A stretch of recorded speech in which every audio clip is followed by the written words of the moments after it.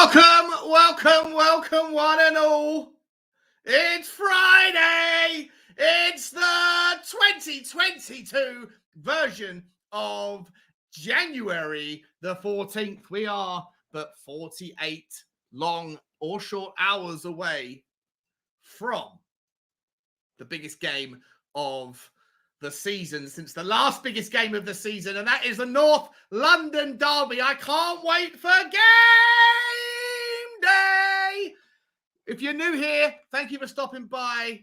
My name is Sean Butler. This is the Spurs Talk Show. You can find us at Spurs Talk Show on Twitter. You can find us on Twitch. Even though I've never been on Twitch, I'm not even sure how I have an account on Twitch, but apparently the streaming system that I use allows me to stream to Twitch. So if you are on Twitch, welcome. You can also find me live on YouTube. Spurs Talk Show, all one word. You know why it has to be all one word? Because if you put spaces in between the word Spurs and the word show, and in between the word talk, then guess what happens? You won't find me because I'm not big enough yet. I'm a very tadpole type fish in a monster pond of apparent Spurs content. And if you do type in Spurs with a space, either between the Spurs and the talk or between the talk and the show, you will find either other Spurs content about Tottenham Hotspur, or you might even be unfortunate enough to find the San Antonio Spurs, which nobody wants. We don't want to have you go there. We don't want to have you go somewhere else. We want to have you come here. So find me, Spurs Talk Show, all one word. Lots to get through today. I am going to be showing you the press conference. We're going to be going through it and talking through it as we watch it together.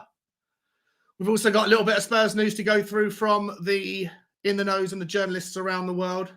First of all, I want to see and say hello to everybody that's already stopped by. I think there's 5 people that are watching this at the moment, which is a nice little start on YouTube. I think there's about 12 people watching it on Twitter. I don't know how many people are watching it on Twitch. We don't worry about the Twitch crew because they're probably playing FIFA.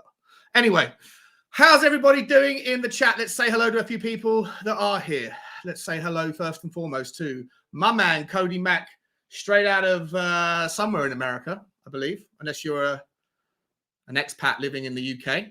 But I do believe you're American. Hi, Cody. How are you, my friend? I am well. I hope you are too.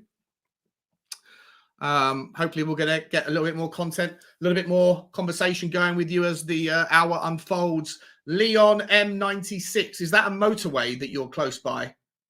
Or is it something else? Leon M96, afternoon, mates, afternoon all. And then we've got Kane the long shot saying, cheers, everybody. Hey, Kane. How are you, my friend? How are you, my friend? Thanks for stopping by. Guess who else we got in the house? Danny Kiriakou. Danny Kiriakou. It's the bun. It's bun. I'm not going to say anything else other than bun, but I am going to camp up that song. I hope you're well, my friend. Oh, God, I've already made a mistake, Cody. Oh, no. That doesn't go down well. That doesn't go down well, does it? It's like you calling a Welshman English or something, or a Scotsman English. Doesn't ever go down well. It's bloody hot in my room today for some reason. It's Baltic outside. Ice still on the windscreen, and I'm sweating in the house, and I don't have the heating on. I don't know why. Maybe it's the undiagnosed illnesses, of which I have several, thanks to COVID taking over the health services of the UK. Can't get an appointment. Anyway, mate, I do apologize, Cody, for saying Canadian, saying American. My bad, man. My bad.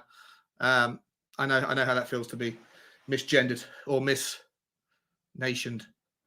No offense intended. Carl Simpson, what's crack-a-lacking, my friend? What is crack-a-lacking? Good to have you by, mate. Good to have you by. Leon is saying it is a motorway. It's my surname initial and the year I was born. Oh. Well, that makes more sense. Come to think of it, I don't know why anybody would want to advertise their location. Right. Where are we? What was going on? Let's get straight into it. Before we go into the press conference, I just want to dabble through a little bit of noise. Actually, no, let's start with the press conference. I'm going to see if I can do this for the first time. Kenny Longshot saying, if it's undiagnosed, it doesn't exist. American healthcare. Correct. I'm fine. I'm just hot. I'm just excited. Right, let me see if I can get this going. To ask a question. We will start with team news from Sky, and then we ask for one question plus a follow-up per person. Tell me, can anyone hear the? Can you hear the? In the time we have. You know what? I can't hear. And we're going to start with Geraint Hughes from Sky, please. Hi there. Thanks ever so much. Afternoon, Antonio. How are you? Afternoon, everybody. I'm okay, Antonio, thanks. Can anybody hear Antonio, listen, I'm going to start off with, if I can, team news ahead of a huge game, North London derby at the weekend. I can't hear it. Team news, you do have a number of potential injury concerns. Can you run us through team news and potential injury concerns? Let me start again. It's got no embargo, followed by an embargoed section of 10:30 p.m. tonight. No live tweeting in the broadcast section, please. Raise your hand to ask a question. We will start with team news from Sky, and then we ask for one question plus a follow-up per person to try and get through as many as we can in the time we have. And doesn't work if I can't hear it, so I haven't listened to it myself. How can I comment on it? Thanks ever so much. Afternoon, Antonio. How are you? Afternoon, everybody. I'm okay, Antonio. thanks.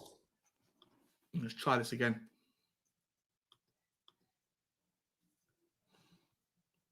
This is a disaster.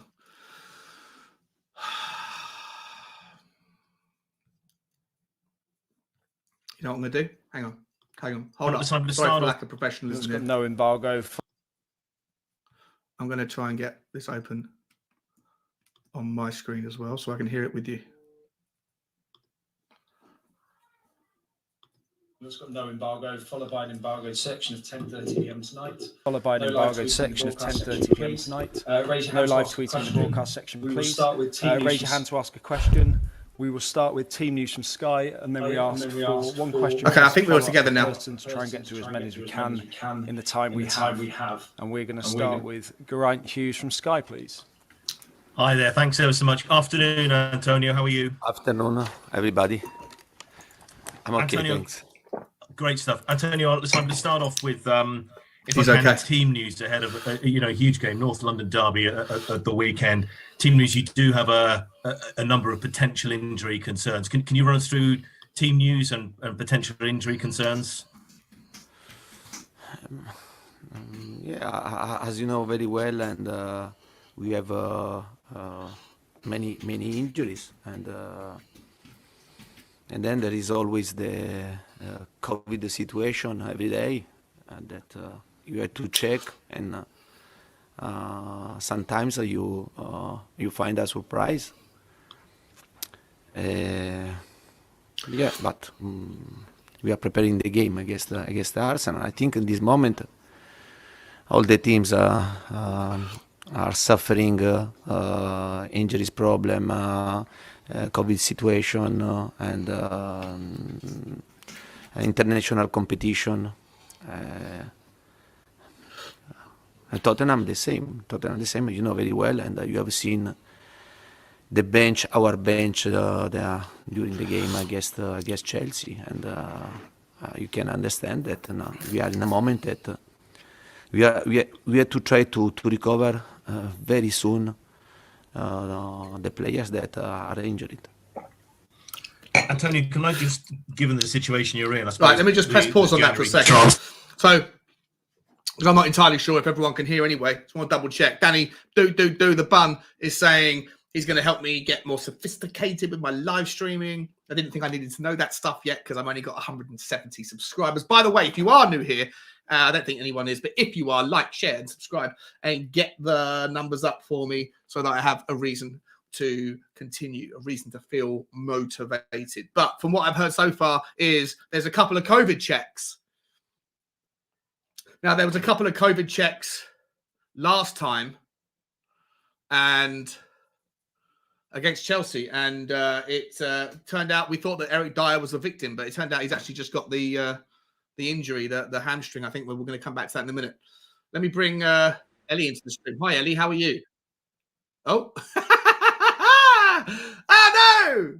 She came and she goes. She comes and she goes. Okay, right. So let me carry on playing. So far, we've got a couple of COVID checks, and but no details. No details. for a window becomes ever more pertinent. Can I just ask, how hopeful you are of some signings this window and potential outgoings, if there's any update perhaps on Steven Bergwijn? By the way, Ellie, if you're still listening, come back in. I don't know what happened. But Steven Bergwijn, for example, is a player that he has recovered from his injury, and he had 2 training sessions with us, and for sure he's not 100% in this moment. He's not 100% fit, but I needed to come on the bench to stay with us, and I asked him his availability for the game against Arsenal, because for me is an important option after Son was injured, and in this moment we have only 2 strikers at Harry and Lucas, and then there is Bergwijn, and then also there is Scarlett that also him is recovering from an injury. Finally, for me, Antonio, before I hand on to others, can you update us on the situation with Tanguy? Right. Next thing, write this one down for the conversation afterwards. If Steven Bergwijn is fit or benchable fit, how do you want, if we go with the 3-5-2 in the formation for Arsenal, and there's other information we're going to come to in a minute, but I want you guys to be thinking and asking and bringing up the answer to this when we're done with this video thing. Would you rather see Bryan Hill play in if there's a need for that third kind of offensive midfielder, whether it's in a 3-4-3 or a 3-5-2, however you want to see that additional man, whether he wants to be a little bit further back or a little bit more forward? I don't personally want to see us go 3-5-2 and play Winks, Skip and Højbjerg. I find it all too miserable.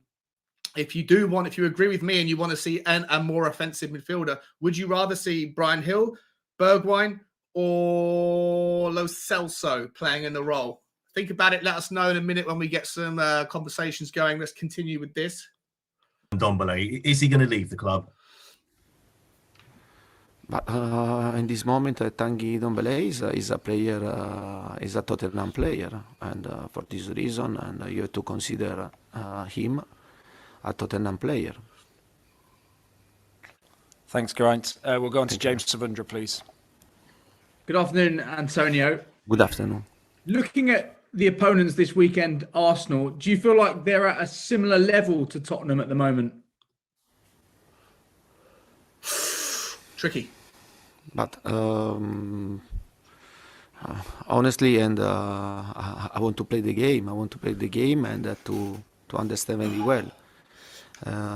I think that they are working. They have started to work, no, and to rebuild something important.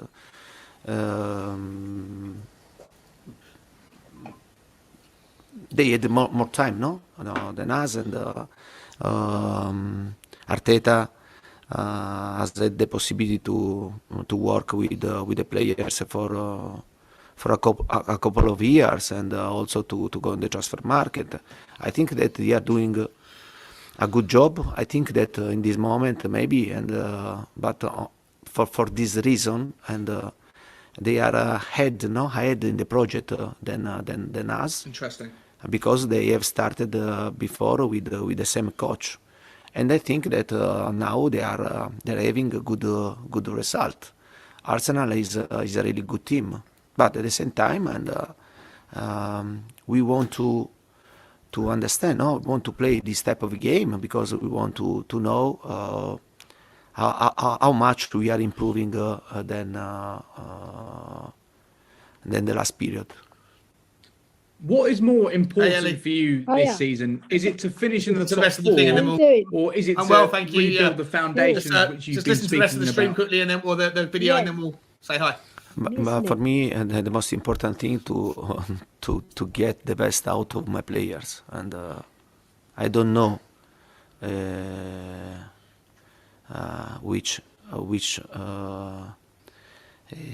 can be the final result, but for sure we have a path in front of us, very difficult, and we have to start to rebuild and to bring Tottenham in the correct position at the past. But for sure, we know very well that we have to work a lot and to change many aspects compare the past. Thanks, James. Alistair McGowan, please. Hi, Antonio. I just wondered, you've been in the job now a couple of months. Did you think that the size of the job, the size of the task you have at Tottenham was going to be as big as this?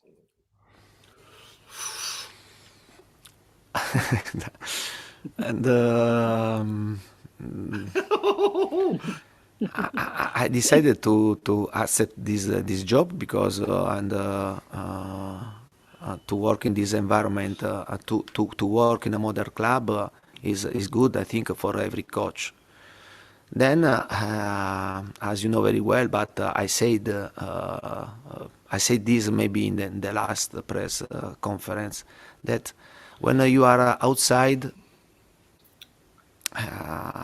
you can imagine, no, the situation. Then, when you are inside of the situation, you understand very well every aspect. And now I repeat, it's time to work. It's time to. I made my evaluations and about. I just want to just want to make sure that everyone heard. He didn't say it's time to walk. He said it's time to work. That's his Italian accent. He didn't say walk, so all the Levy outs, don't jump on that. There's no bandwagon there to jump on just yet. But he was. That question did leave me a little bit speechless. Sorry for the interruption. And actually, whilst we're on pause, hi Ellie, how are you? Thank you for joining us. I'm fine, thanks. I like your hat. Very I'm nice listening hat. to every word he's saying. Yeah, well, I'm going to shut up then. And I'm going to put it back on. So he's more important than I am. The situation, and but now, and I think no words but facts, and we have to only to work to try to improve the situation that I have found here. And can you give fans assurances that you're going to be seeing your contract through to the end? I didn't understand. I didn't understand. Seeing your contract. Fuck. He understood. He did. He's trying to think. I need a minute to think. Okay. Yeah, but you know very well, and that I signed the contract, and we agree. The Tottenham and we agree the length of the contract, and also because I think it was good for me to see the situation, also for the club to understand the coach that they are going to work, and now I repeat, I'm enjoying my time in Tottenham because I have found a fantastic atmosphere. That's and a great stadium, a great training ground. Our fans are incredible because they are always back to us from the start until the end. And I'm enjoying my time in Tottenham, and for sure. And I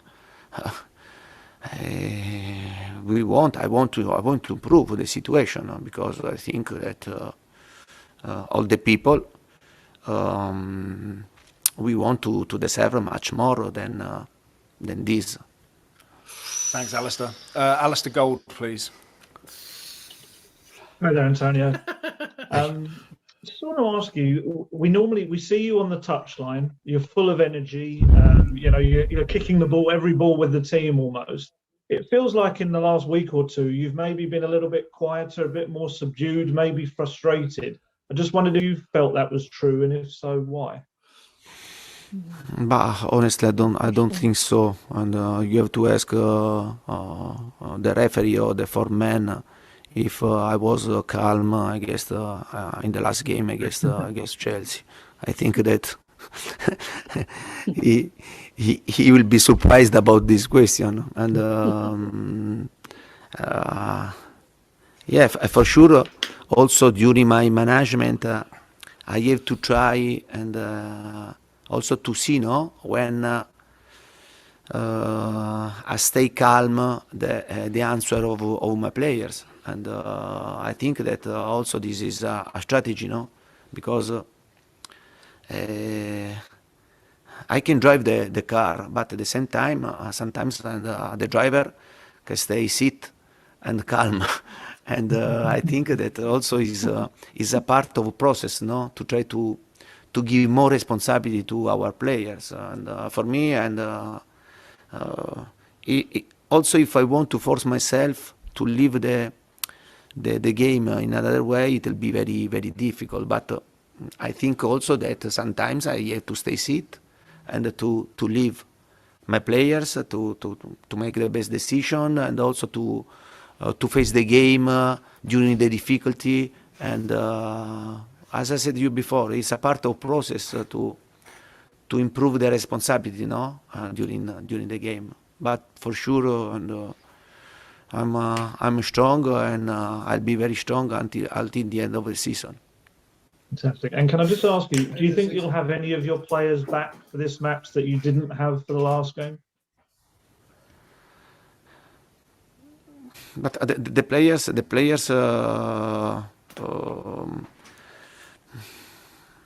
Honestly, we had a meeting, no? We had a meeting after the game against Chelsea, and I showed them positive situation, negative situation. I think that I have seen improvement in the last game, especially in the game. If you compare the first game against Chelsea in the second game, I think in the second game we improved a lot. We created a problem to Chelsea.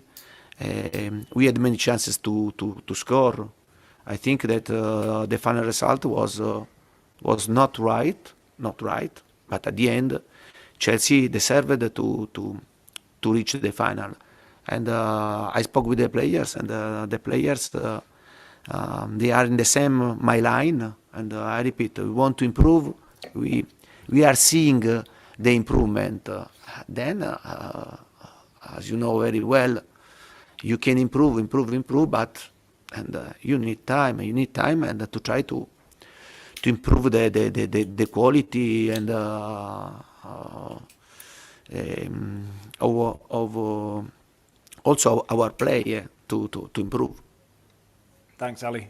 Time for one more in this section, so we'll go to Jonathan Veal, please. Hi, Antonio. Can I just confirm, has there been any new COVID cases in the squad? Yeah, we are checking one situation. Okay. And will Eric Dyer be fit to come back in? And also, is Tanguy Ndombele available to play? Obviously, you left him out in midweek. About Eric Dyer, and he's suffering a little problem, and a little muscular problem, and he's not fit for the game against Arsenal. And, oh no! Yeah, No. Oh no! Yeah, it's a pity, I repeat, and now it's important for us to play these 3 games before the international break, and then to recover important players, because for us, I think much more than other team is very, very important to recover all the players, important players. Yeah, it's life for us to recover this Wow. Okay. Wow. Wow. Lots to go through there in a second. But first of all, hi Ellie, welcome to the show. All right. Nice How are one. Got my Captain Hooiberg hat on. I like it. It's a lovely hat. Yeah. Lovely hat. Are you well? How's your COVID Yeah. recovery? Sorry? How's your COVID recovery? Everything good there? Yeah. I'm fully recovered. Fully recovered now. Amazing. I can't complain. All right, so lots to go through. Let me just get through a couple of chats, people joining that I haven't said hello to yet, and then we'll start to pick apart what not only what he said, but what he didn't say, because there was certainly some innuendos and things in there, wasn't there? So first of all, Stevie Fraser, first of all, afternoon all, hope you're all good. Thanks, mate. welcome and thanks for stopping by, Stevie. I'm well. Ellie is too.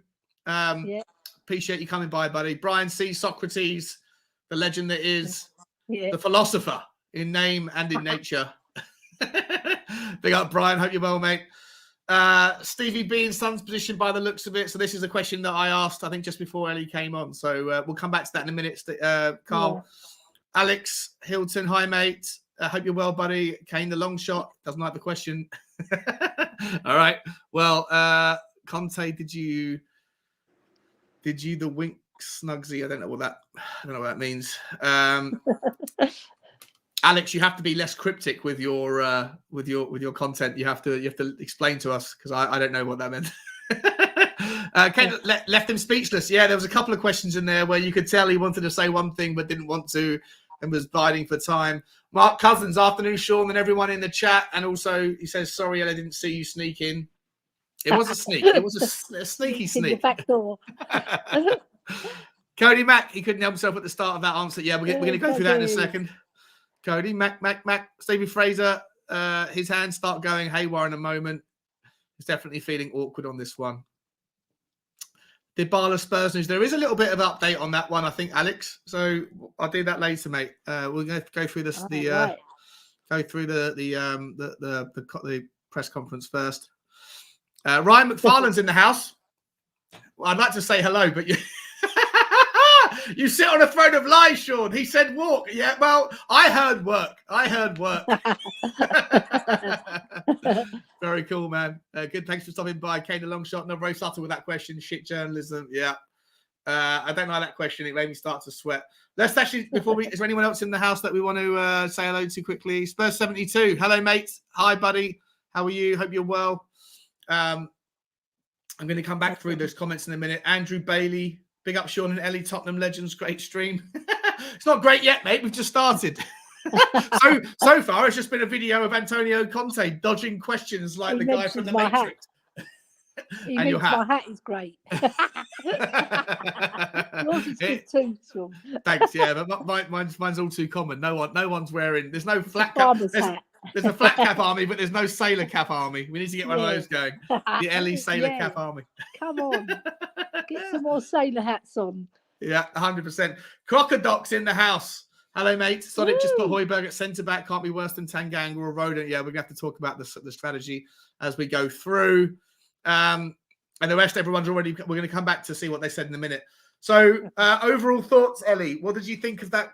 You know, we can go through. There's a couple of like quotes that I wrote down that I think are pertinent. But generally speaking, what was the energy that you picked up from Conte there? I think he looked a bit lethargic, to tell you the truth. He looked like he was avoiding a lot of the questions as well, especially the one at the end where he mentioned Dyer, but he didn't mention Ndombele. He's obviously going to sell him because that's obvious. Yeah, right. And he's not going to be in the starting lineup. Probably Stevie B will probably be there instead. I think he said Stevie B is going to be on the bench. I think he said he's not 100%, but he's good enough to be on the bench because he needs him. Okay. So that's what he said there. Yeah. Yeah. That's fine because Stevie B's he's good to come off the bench anyway. I think when he starts, he's not as effective. He's coming off the bench much better. But he was sort of tentative a bit, and I liked the way he answered the question about whether he's got the same energy and giving the responsibility to the players. Yeah, but I think our players do need guidance. I mean, Mourinho is always on the touchline, showing them the way as well, because they do lose focus. Our players. 100%. You know, and they need to press more, like Pochettino's teams did. Because we just let Chelsea play in the first half like we did in the first leg. And then the second leg, when we had more intensity, we were a lot better and we created a lot of chances. And with the VAR decisions going against us, we could have been 3-3, you know. But the thing is, we did create chances and they were really good chances. And do you remember that Winks one where he could have put Kane was he had a gap through, and he done a he could have put the boat that you're the captain of. Like there was that much space. You could have parked the entire boat in that space between. He had loads of space to pass. All he had to do is slip it through. And he done a duff pass. See that, and obviously Kane's offside goal. I think that offside rule is stupid. It should be the last defender you're level with, but there's a defender on the goal line. Yeah, because like, I understand the rule is that you've got to be behind two of their players, right? But the goalkeeper has more. Like they have a different set of rules that they can play with. Like they can use their hands. So like it doesn't make sense to me. The goalkeeper should always be considered the last man. So I think it's I didn't know the rule, and if the rule's the rule, it's fine, it's fair enough. But I think the rule's stupid, Ellie. I think the rule is very stupid. I know. And I was watching Jamie O'Hara on Talk Sport, and he was sort of saying that Brian Gill is a bit lightweight. But the thing is, when he came on, he created a lot of energy, and his movement is fabulous, and his link-up play is really good. I don't care how small he is. Modric wasn't a big player. That's Messi's only 5'5". Yep. 5'6", they say, but I think he's about 5'5" because I've stood right next to him. He's wearing those extra. He's wearing those extra long studs to try and get an extra half an inch. And I've stood right by Messi, and he's no taller than me. And also Maradona, short. So it doesn't matter about your physical attributes, whether you've got the skill to beat players, and he has. Yeah, I actually wanted to play. He created a new dimension when he came on. He reminds me of Xavi and Iniesta of the Barcelona early 2000 team when they were whenever they didn't have the ball, they're always doing that every 2 seconds to try and find space and move into it. He was doing that against Chelsea. Intelligent boy. The way he moves as well, he's got a very smooth running style. When he links the play, he's very clever. You know, we needed him from the start, really. I actually fancy him to play tomorrow night. Attack them. I'd like him to start tomorrow night, Ellie. Dire, wasn't it? I didn't see. Listen, I get slaughtered on certain channels. Like I was on We Are Tottenham TV earlier, and I was doing. Well, the fans, because I'm not an Evie. I mean, I'm not an Evie out. I'm more like Evie. I'm not an Levy out. I'm more of like a Levy doubt. Like I have my reservations, my hesitations about them, but I also consider and factor in other things. But on some of these channels, I feel like the people that are watching it, some of them. Have you ever heard the phrase "misery loves company"? Yes. Yeah. So I think a lot of people that are like Levy out, they're so miserable about, and I'm not talking about specifics because if certain people are watching, they may think I'm talking about them. I'm not talking about them. I'm talking about just random people who I don't know, names in the chat. Some of the toxicity is like, if you're not a Levy out, then you're part of the problem, or how dare you come onto this show and talk about Levy in a positive way, even though that wasn't the game. But I just feel like some people just are very unhappy. Yeah. And they want, if they're unhappy, they want to drag everybody else down to that same level. And I don't want to do it. I'd rather see life through a glass half full kind of vision, Ellie, and I think we're doing okay. I think we're okay. My brother Boo said something very poignant. He said what he's trying to do is get obviously build the stadium, get the revenue. And now what fans are skeptical of is whether that revenue is going to go towards players in the future. Yeah. Because we've got Conte now. We've got the best coach in the world, in my opinion. Right. So or one of them, definitely. We need to draw all the money that he's earning from other ventures as well, and maybe use his own money, because when he puts his money where his mouth is, people will respect him more, because all the other owners, they're putting their own money in and we haven't. So that's a bit of a myth though, Ellie. That's not entirely true, right? Well, but it's true with like Chelsea, like Roman Abramovich but he's got a £1.5 billion like he hasn't just gone, here's £1.5 billion of my money. I know. He's put it as a loan back eventually. Yeah, it's a loan against the club, so it's not the same as the thing is he's so rich he probably won't ask for the money back, Yeah. He's got so many pot hands in many pots, that man, some illegal, some legal. But we won't go there. The main thing is that we want to see better players, better recruitment, and I hope Paratici is the one to bring them in. So far we haven't done very well with our recruitment, have we? No, we haven't, and that's the thing, right? So when people throw mud at him, I'd rather throw mud in the more kind of like specific areas, and to me, the mud should be thrown at. There's a few scouts that I think have done badly, like the guy Mark. I think his name's Dave or Mark Brand. I think he was the guy who identified Jack Clark. He was the guy who was pushing for Ndombele, like those sorts of names. But no one knows those names, right? No one's got the interest to go and dig around and find out who was the guy who said that Ndombele was worth 60 million. Who was the guy who picked Jack Clark? It wasn't Daniel Levy. Daniel Levy was influenced by these people. So that's where I want to go to. I'm as pissed off as everybody else. What, though? Jack Clark gets a lot of stick, right? I haven't really seen him play for the first team, really.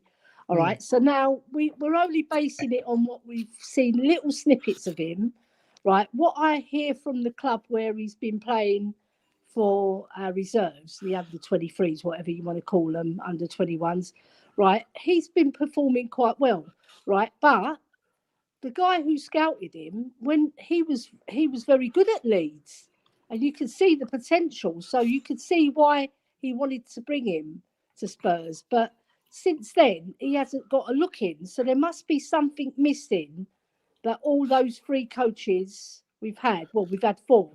What did we get him in Poch's era, or did we get him in Nuno's era? I can't remember. But either way, there's three managers who haven't given him a look in. So so I think that's the problem. Fundamentally wrong. Yeah, you have to. It's not just about what we've seen. There's a reason why we haven't seen more. You know, and so you have to, at some point, you have to trust the people that are paid to know that. But so my problems are not. I'm not deflecting any of the criticism with the wrong spend, because I don't think it's a lack of spend. I think there's just we spent it in the wrong places. But rather than blame Levy for that, I'd rather blame the people that are employed to identify those people. That's the difference between, I guess, myself and people that are Levy out. Is I don't think that Daniel Levy is ultimately responsible for choosing the players. But anyway, we're not going to talk too much about that, because let's get on. It gets repetitive. But I wanted to put out a couple of things, Ellie, and that is, I did hear him say, so people that are saying that he's going to walk on February the 1st if there's no signings, he did say that he is strong until the end of the season. He's happy and he's strong until the end of the season, is a quote that I've written down there. Right. So I feel like, unless he's now going to renege or backtrack, he looked for every way he possibly could to dance around that question. When they asked him, did you think it was going to be as tough as it was? He said it was a good project. He was happy to come in, good project. And then he said, and then he paused, and then he kind of went off and said, I want to improve. So there's definitely, he's trying to give away, or he's trying to imply certain things, and we all know what those things are. Yeah. But he did say that he would be happy. He's enjoying his time at Tottenham. He also said, when he said he's enjoying his time at Tottenham, he then went on to praise the stadium, the training ground, and the atmosphere. But he didn't mention that the strength of the team. He didn't mention any of those things specifically. So I think we can probably take something out of that. Would you agree? Yeah, I think because he knows there's a lot of work to do and he needs recruitment. So because he had that meeting with the owners the other day, what's come out of that is we expect something by next week, some signings to come in, because we haven't got that long until the end of January. We want to bed them in, don't we, as well? So, if we get two signings, because that's what everybody's saying, we're going to get two. Most people are saying creative midfielder and a striker, rather than bolster defence, because we've got Romero to come back and we've got Dyer. So the defence maybe not. Maybe we do need a creative midfielder, though. That's one thing we need. Who would you like there? Somebody who can actually pick out a pass for Harry Kane, because Harry Kane will put 9 out of 10 times he'll put the ball away. Even in his current form, he will pick up. And when he goes away for that international break, I think he's going to come back stronger, because every time he plays for England, he always scores for Spurs as well. So let's see what happens. See what happens there. Well, exactly. Watch this space. One thing, just Carl Simpson saying, I would worry Arsenal have asked the FA to postpone it anyway, apparently. They did have until 4 p.m. to officially ask, Carl. There was noise on Sky Sports, and I can get that up that they have started the conversation, but I don't know if they put in an official request to postpone. Be interesting, right? So a lot of people would say it's the best time to play Arsenal, given that they're down, that they can barely put out a full strength team. Yeah. But we've got a relatively strong, well, compared to our mains. We're missing Romero still. We're obviously also missing Eric Dyer, which is what he dropped at the end, which is devastating. So our defense is going to be as weak as it probably was against Chelsea. But would you welcome would you rather play Arsenal on Sunday with our version of what we have, like our depleted team, no Romero, no Dyer, no Son, versus a shockingly depleted Arsenal team? Or would you rather suspend the game until after the international break, when we have back Romero, we'll have back Dyer, we'll have back Sonny, we'll be hopefully full strength by then, and then we'll have to play an Arsenal team that will be full strength as well? So would you rather play us against them, both full strengths, or our depleted version versus their depleted version? It's a hard one to answer, but I'd rather play him now, because what better way to answer the critics with a fantastic performance against Arsenal? Because those players will want to win some pride back, I'm sure. Yeah. And they're going to go out there and give it their all.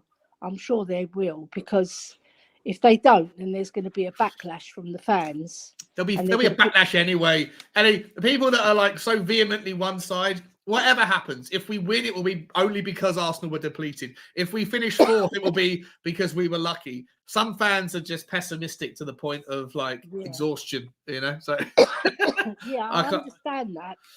But at the same time, I think we've got to restore some pride, and we've got a winning style, Sean. We mustn't just scrape a win. Yeah. Or just play badly and win. We've got a winning style. But do you think our best 11 is better than Arsenal's best 11? Just about, I think. Okay. Just about. There's not much in it. That's why the table doesn't tell a lie, does it? There's not much in it. Yeah, I think we're very much on par. Yeah. No. So I'm terrified. Losing Dyer, I thought Eric Dyer was going to be back fit. Not having him in means that we're going to have to play one of Tanganga or Joe Rodon. And to me, Japhet Tanganga is becoming the next Serge Aurier with his mistakes, Yeah. Like calamity. He played too badly against. He played better in the second leg than the first leg. Much better. But the passing in our defence is atrocious. Yeah. We just don't know how to pass out of defence. And I think what they should do is, against Arsenal, put Ollie Skip there because he can pass the ball, and play Winks and Højbjerg, and then play probably, I don't know, maybe just play 3 in midfield. Yeah, and play five at the back and 2 up front. Maybe that would be a best solution, or 5 in midfield. The thing is, I don't trust those 3 centre backs to be on their own. I think 5 at the back would be better. Yeah. To protect ourselves, and then have 3 in the middle. Have Winks. Yeah, you need someone there. and Skip, because it they're didn't help. Similar players in a way. Having the 3 centres though, hard working. But having the 3 centre backs with what we had against Chelsea, and having 3 midfielders that were more defensive, Skippy, Winks, and Højbjerg, it didn't help. Celso and Bergwijn. Yeah. Mora. Maybe, yeah. So we'll have Mora, Winks. Not Winks. Mora, Højbjerg, and you'd bring Mora back. You'd bring Mora back with you and put him into Mora 3. into midfield. Wow. Bring Mora into midfield because he's skillful. He can carry the ball. He can pass. He isn't the best passer, but he can pass. Right, and then so Skip will bring the ball out from defence, be that link player. And Reggie's not back, is he? So who's he going to play? He's going to play Sessegnon probably, I would imagine. Yep. On that left. Oh well, I mean, I don't know if there was no noise about Reguilon. He said it's only fresh injuries. He didn't say there was anything, but I think that Reguilon's not a fresh injury. So Don't know if he's back or not. But I don't mind if Reguilon's not playing. I'm happy. I think Sessegnon, give him a chance. I think he was good against Liverpool. You know, I think he's good. Yeah. Same. Yeah. Same. It's going to be a hard game regardless because Arsenal have got good forwards, you know, and they're really strong. Like Tierney, we've got to stop him. So I'm a bit hesitant. Like Emerson Royal's good defensively, but attacking wise, he's rubbish. He just can't put that ball across, can he? No. Emerson Royal, he couldn't cross zebra crossing. He couldn't cross the sausages. I know. I don't know. It's going to be a tough game, but I just hope we play well, like we did against Liverpool. If we put a performance like that, we'll win. Yeah. Well, listen, I think we have to put in. For me personally, and we'll get to the tactics in a little while.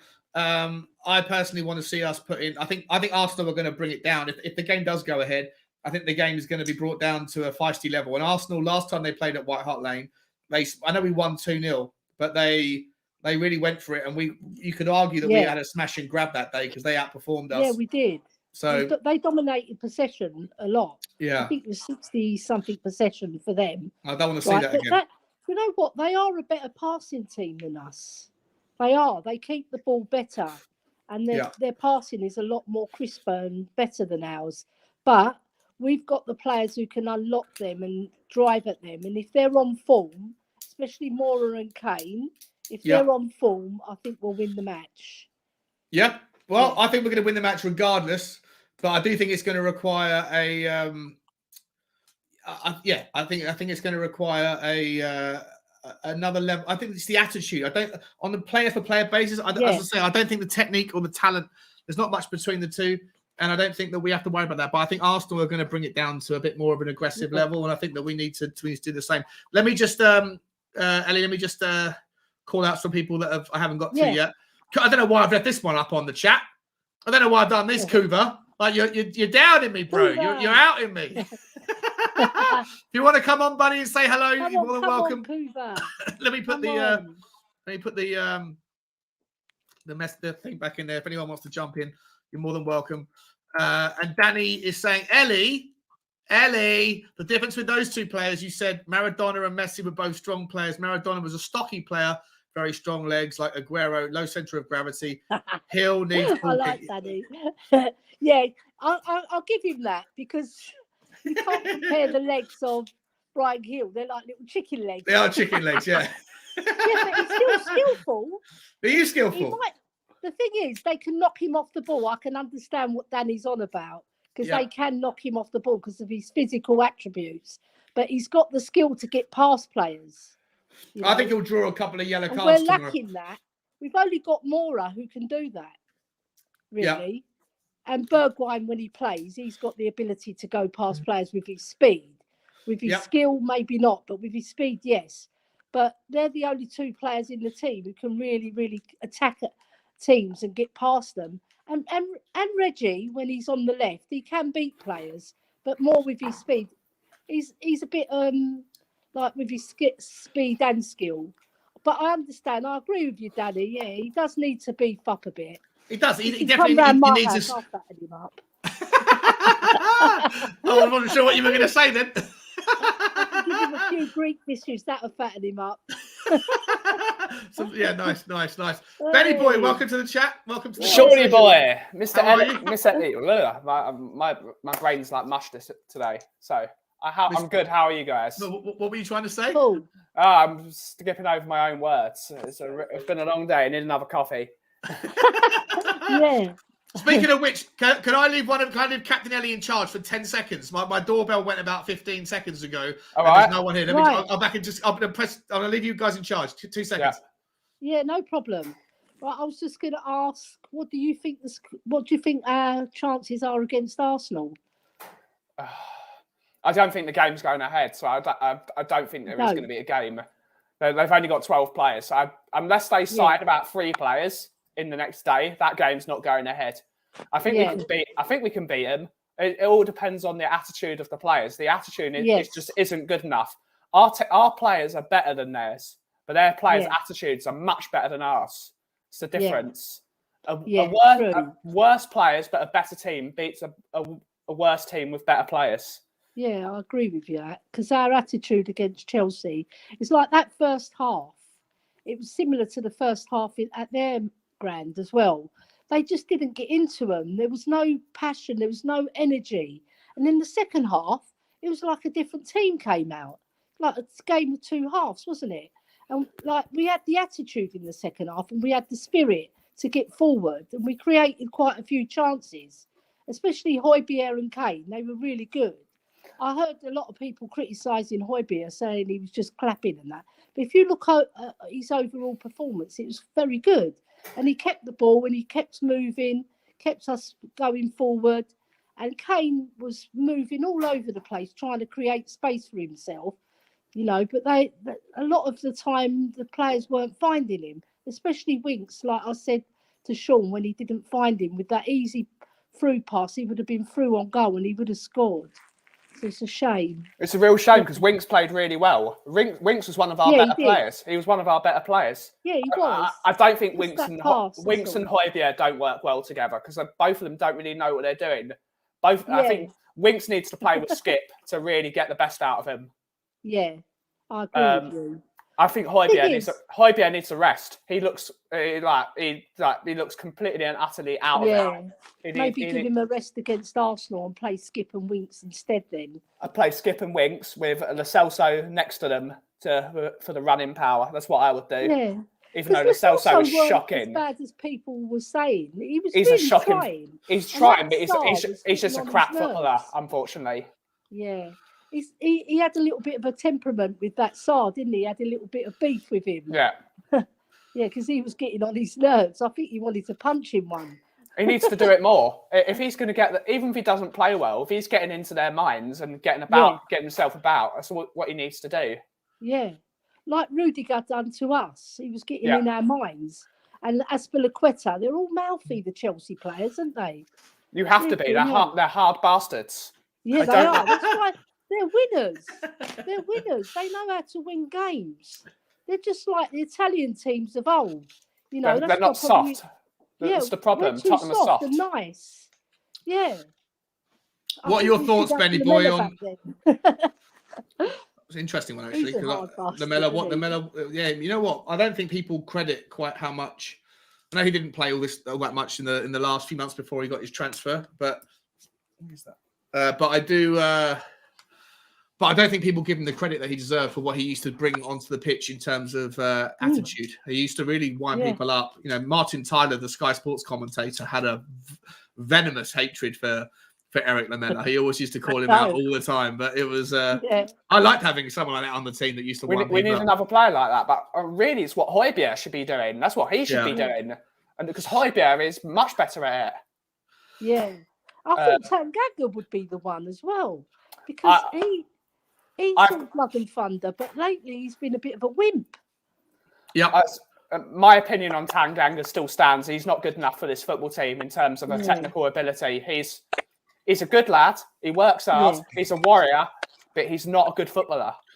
Yeah. I don't know what's happened to his confidence because against Crystal Palace, but I think it was the sending off against Crystal Palace that stole a little bit away from him because before then, whenever I saw him play, I was always, and you can go back and check the record, but I was always like I'm massively bullish on him. I thought he was an aggressive talent who was hard bastard. He wants to get stuck in, sort of player that Tottenham needed at the back at the time, and I thought he's had a great future. But ever since that Crystal Palace dismissal, whenever he's donned the shirt, it's always been a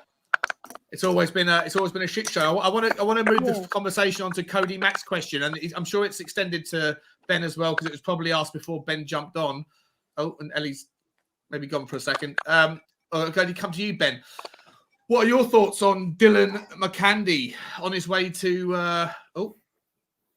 See you, Ellie. Come back anytime. But Dylan McCandy leaving, mate. Go on his way for I think it's 500 grand. It looks like with a potential increase to 1.5 million based on performances. Yeah. I mean, 2 weeks wages for Ndombele. That's all that we get for him. Yeah. I mean, what are your thoughts? He's a brilliant young player, people keep on saying, but I mean, if he's not going to play, why should he stay at the club and take a wage? Just get him out there, and if there's hope, if we're selling him for 500k, put a buyback clause in there.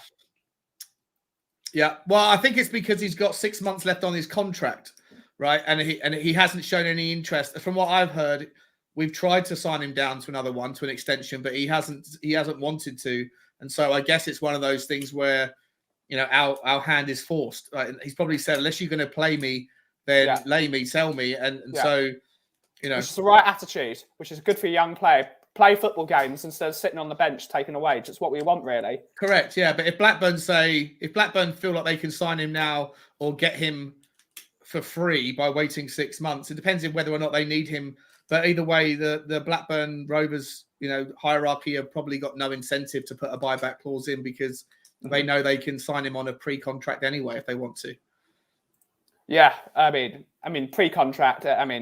I'll just sell him to just put a. I mean, if we want to buy him eventually down, they should just offer him a contract. If they really rate him that highly, we should just offer him a contract and try and. Do you rate him? I've never seen him play, so I'm not. The jury's out for me.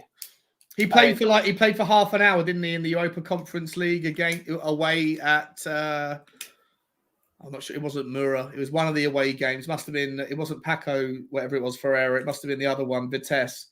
And he looked busy, but he's another one who's like 5'5". You know, he's another 5'5". You know, player. I worry about the height of our team when you've got players that are coming through that are so small. But it's a shame if we let him go because he was one of the bright sparks, wasn't he? He was one of the names that were going to be touted. Are you all right there? Is something happening in your? Yeah, it's sod's law, isn't it? As soon as I turn on to get in your stream, I get bloody customers. Oh, okay. Sure, if you need to go, mate. So yeah, I'm gonna have to jump off, unfortunately. But no worries, mate. You can jump back on anytime if you want. Cheers for coming. Thank you. Thanks, mate. Cheers, buddy. I'll see you later, buddy. Cheers. See you, mate. Bye. All right, back to just me, everybody. Back to just me. So where were we? Right. So in terms of talking about the Conte talks, right? So he didn't say it's time to walk. He said it's time to work. It's important to remember that distinction. He did say that he was going to stay until the end of the season. He felt strong until the end of the season, at least. So, and I'm paraphrasing the exact words, but I definitely heard end of the season in his commentary. So I think that hopefully puts to bed any rumours then that he'll leave on February the 1st. It's interesting, and I want to hear what people think about that. But just when I thought I was going solo, I'm not going the freeway. Oh, everybody. Hey! I lost you. I don't know what happened. It just dropped. That's okay. How's it going, Ali? I thought I was coming on to the rescue, Sean. You were. Yeah. You still are. I wasn't going to come on, but and I thought, oh, Ellie's lost connection and Ben's off. He might want to bounce some questions off. No, I appreciate that. Well, I'm still going to bank some questions off. I want to bank the question around, you know, a lot of people, like I say, I know that listen, I've been doing this for a couple of months now, which isn't a long time, but it's long enough to know that my position on certain topics is very divisive and I'm usually in the minority, right? Like it's probably 75-25 on certain things. Today on We Are Tottenham TV, when I didn't intend to come on and talk about Daniel Levy, but I did want to come on and talk about the kind of negativity that seems to surround the club at the moment. And one of the things that the people that are kind of, and it's not necessarily negative, they might just see it as realistic or a consistent theme. And I understand, like I say, totally get that viewpoint. But one of the things that they're terrified of is Conte walking on February the 1st, unless certain things happen. Kuva, I'll come to you first. It looked like in that stream that I played that Conte, he danced around the question, but he eventually said that he's strong he's going to stay until the end of the season and then see what happens in the summer. I'm paraphrasing, but he did say something to that effect. So is that sufficient for you? If you were someone, I know you're not an extreme Levy outer, right? You're someone that you're certainly more that way than I am, but you're somewhere you're reasonable on your position. But are you still worried that he might leave on February the 1st? or around that date? We'll clarify that straight away. I'm definitely Levier. Oh, you are? Okay. Yeah, it's just I do have an appreciation that he was good for the club up to a point, and then since that point he's been a hindrance. So I'm worried with what happened with Conte there, because to me it follows a trend with him, and that's he leaves in the summer when he's discontent. It could be building up to a big transfer window in the summer, but I mean, if we haven't got money now, how are we going to magically have it in the summer either? I don't see it happening. I think he's going to walk before the summer. No, I think he'll stay to the summer and then he'll walk, but it's still a worry, isn't it? Yeah. Okay. Ellie? Yeah, I agree with Kuva. I think he'll stay to the end of the season, and then I think the Man United job will be too much of a law for him. Oh, so you think Wreck-It Ralph's going to get fired by Man United? I think he's only on a short contract anyway. That's what all the media are saying. So I don't think he's a long-term solution. I just think that the Man United job, I read Paul Scholes was talking about Man United should go for the best and Conte's the best. So all these ex-players coming out and saying, they want Conte, it's going to lend weight to the fact that they probably will get him in the summer. Because I can't, if we don't qualify for Champions League, especially, right? But if we take Man United's place, we finish fourth instead of them. Maybe that might tip him our way to stay. But do you think Man United then are still United is going to be too much? Do you think Man United, because Man United it's a I've been doing a lot of digging around, right? Because in advance of this debate I'm having with Brian on Irish Hotspur, I've had to go and get really educated on other chairmans and other financial situations for other clubs, just to play the perspective and relativity argument. And I've learned a hell of a lot about American investment, right? So a lot of people who, and I was one of them, who would say, well, I don't want Saudi Arabian investment if they're going to have human rights abuses. I don't want Russian investment because for every billion that Abramovich has made, he's probably allegedly killed a lot of people, and that's not particularly what we want from our club. And then you go, well, I don't want Chinese investment because of the privacy laws and them getting their tentacles, and you can't trust them. And so a lot of people look and go, well, the safest and most reasonable investment thesis or prophecy would be to look to America.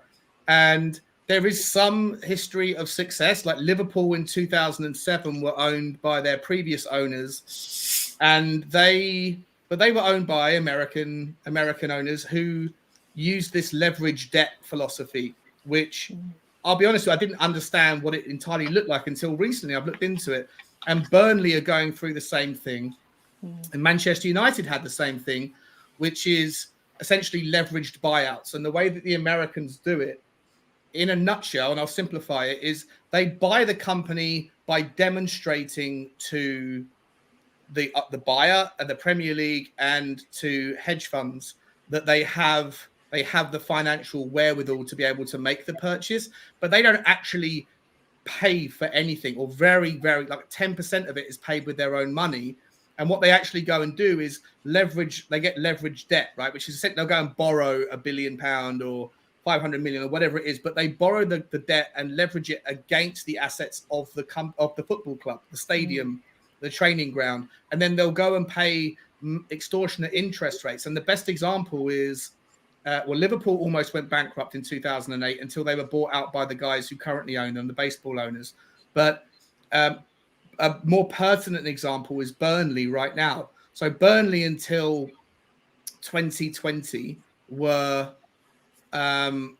very well managed. They were sustainable, and their owners sold out to American investors. And Burnley fans at the time thought that they were going to have this massive injection of cash. But in reality, what happened was this company just they bought the company for 200 million, bought the club for 200 million pound, give or take. But they only put down 20 million themselves. And then they used this leverage debt thesis to put down the rest. And they put the debt not against their own holdings, but against the club itself. And they put it against a 9% loan of £160 million. And so Burnley, the fans thought, we're moving into the big time. We've now got these monster wealthy owners that are going to come in and support the club. But the opposite has happened. Burnley had £60 million in the coffers when they were bought out, and now they have nothing. Now they just have debt. And that's why one of the reasons why they sold Chris Wood. I know that the Chris Wood had a buyout clause in his contract, so they had to do it. But they could have renegotiated that contract with Chris Wood last season. But they decided not to do it. And so I'm rambling on, giving some examples, but essentially, like the idea of an American buyout, if it comes with certain leverage debt, is actually awful. It's not a good thing for clubs. And Manchester United are going through, the Glazers are one step worse than Daniel Levy in that they use all this leverage debt, but they take dividends out of a company based on the profits after paying the debt interest off. It's not as rosy as everyone thinks it is, having these American investors. And so, to my point, when I'm talking about I've run off on a massive tangent, Ellie. But when you think about Conte going to Manchester United are not as financially, like you imagine them to be this massive brand with endless pots of money. It's not the way it seems. They're in a better position than Tottenham are because their brand is better, but relative to their brand versus their available spend, it's not as great. Yeah, so I understand. I'd be if Manchester United don't qualify for the Champions League, then, and I don't think that they're the biggest threat. I think Arsenal are probably the biggest threat to it. But if they don't qualify, then I don't think Manchester United are as big a draw as people would think they are. Does that make sense what I've said or not? Have I been rambling? Yeah, it makes sense. But one thing, they did invest a lot of money into buying Jadon Sancho and Bellingham, and I can't remember who else they bought the defender, Bellingham, didn't they? Yeah, can't remember his name. Varane. They bought Varane from Barcelona. Yeah. So that money probably came from another source then. If you're talking about leverage, they must have got that from their other ventures because they own lots of different clubs, don't they?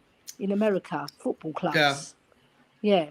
I mean, I've got no idea about the specifics of how they finance certain purchases, but when people say at the moment, bringing it back to Tottenham, people say, well, why if you want Adama, like, why not just pay the 20 million now rather than doing it on a loan to buy with an obligation to buy, right? And the reason for doing that is not necessarily just because if it's a loan to buy with an obligation, then it doesn't make any difference. It's just, when does the money change hands?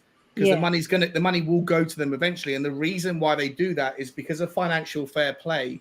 Every 3 years, your current year has to reflect the profitability or losses over the previous 3 years combined.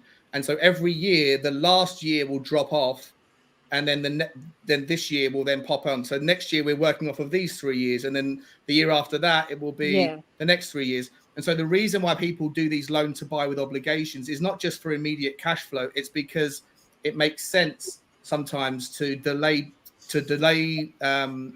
where that 20 million, in the case of Adama, when will it fall onto the balance sheet, so as to stay within financial fair play or to make sense of the accountings. It's not so much of Daniel Levy being tight. It's about him being as smart as he would hope he could be with when the money comes off the balance sheet versus the financial fair play regulations. So what if we sell Bergwijn and Ndombele? Does that release the money to pay it off early? Yeah. So again, right. So with Ndombele, I don't know how much we paid up front, whether it was paid in installments. This is the thing. This is the thing you never know. You never know the details of whether the 60 million was paid in one lump sum, whether it was paid over monthly payments, or whether it was paid in tranches, like we'll pay you in 10 tranches every 8 months or whatever it is. But if we can sell Ndombele, then whatever we can get for him, like I keep saying this, it's not about Daniel Levy needs to, for the first time ever, get his head around. In my opinion, it's not a case of money lost, because you've already write it down. Like, it's basically a write-off. The guy is a hunt for a guy who's risk averse, because that's the one thing I will throw at him. if you're a chairman of a football club, you need to be pro risk a little bit within reason. You have to be pro risk, but he's risk averse, which is why he's involved in investments like that are properties, because they're generally low risk and decent returns. So, but if you're someone that is risk averse as your appetite for risk, and then you go and lose 120 million quid on an Ndombele purchase because it's returned absolutely nothing, then it's going to be even more hard to convince him in the future to spend big money on big players. It's got really dark in my house. That's okay. That's okay. That's better. But yeah, so in terms of Ndombele, and I'll come to Kuba now because I want to hear Kuba, because Kuba's been waiting patiently, and I've been rambling on. In terms of Ndombele, it's important that we try and recover some money, but what I think is more important is that we stop wasting money on him, because it all affects on the balance sheet, the 200 grand a week. And so it's a different. I think the mindset has to be different. I'm sorry, I've been talking so much, and it's supposed to be a guest show. So, Kuba, what are your thoughts on any of the things that I've just been rambling on about? I can't remember that far back, Sean. I'm sorry, man. I'm sorry. If the club was formed in 1880, no, right. He's the money man. He's the money man. That's what we're going to call you, Sean. The money man. No, don't. No, I don't want to do it. I think with with Conte as manager, I've got a sneaking suspicion it's going to be a case of the manager merry-go-round again. I think Pochettino is the one that's going to take over at Man United, and I think Conte will probably go to PSG because they will have the kind of spending power that he's going to appreciate, and they're going to be wanting to push for every single title they're entered into, and he'll be in a position that he's the sort of manager that can do that.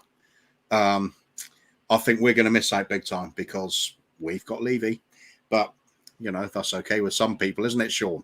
Hey! No, only picking on you, mate. I was going to say, Sean, you know your stuff, don't you? So who owns PSG? The same entity. The same. It's called the Arabian Sports. It's I forget the name. It's called something like the Arabian Sports Network or something like that, which is essentially just a division of the oil money out in Saudi Arabia and the Middle East. And it's the same company. It's the same group of the same family, the same group that owns Man City. There's a whole bunch of companies there's a whole bunch of clubs. Yeah. There's a couple of clubs in Dubai. There's a couple of clubs in China. They're all owned by the same network. So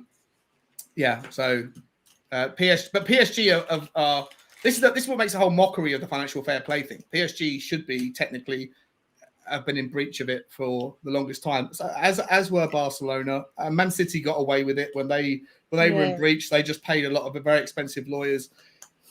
No doubt a lot of backhanders here and there. It just doesn't matter though, does it? I mean, at the end of the day, is UEFA going to expel or suspend clubs with some of the star players they want in their prize competition? Of course they're not.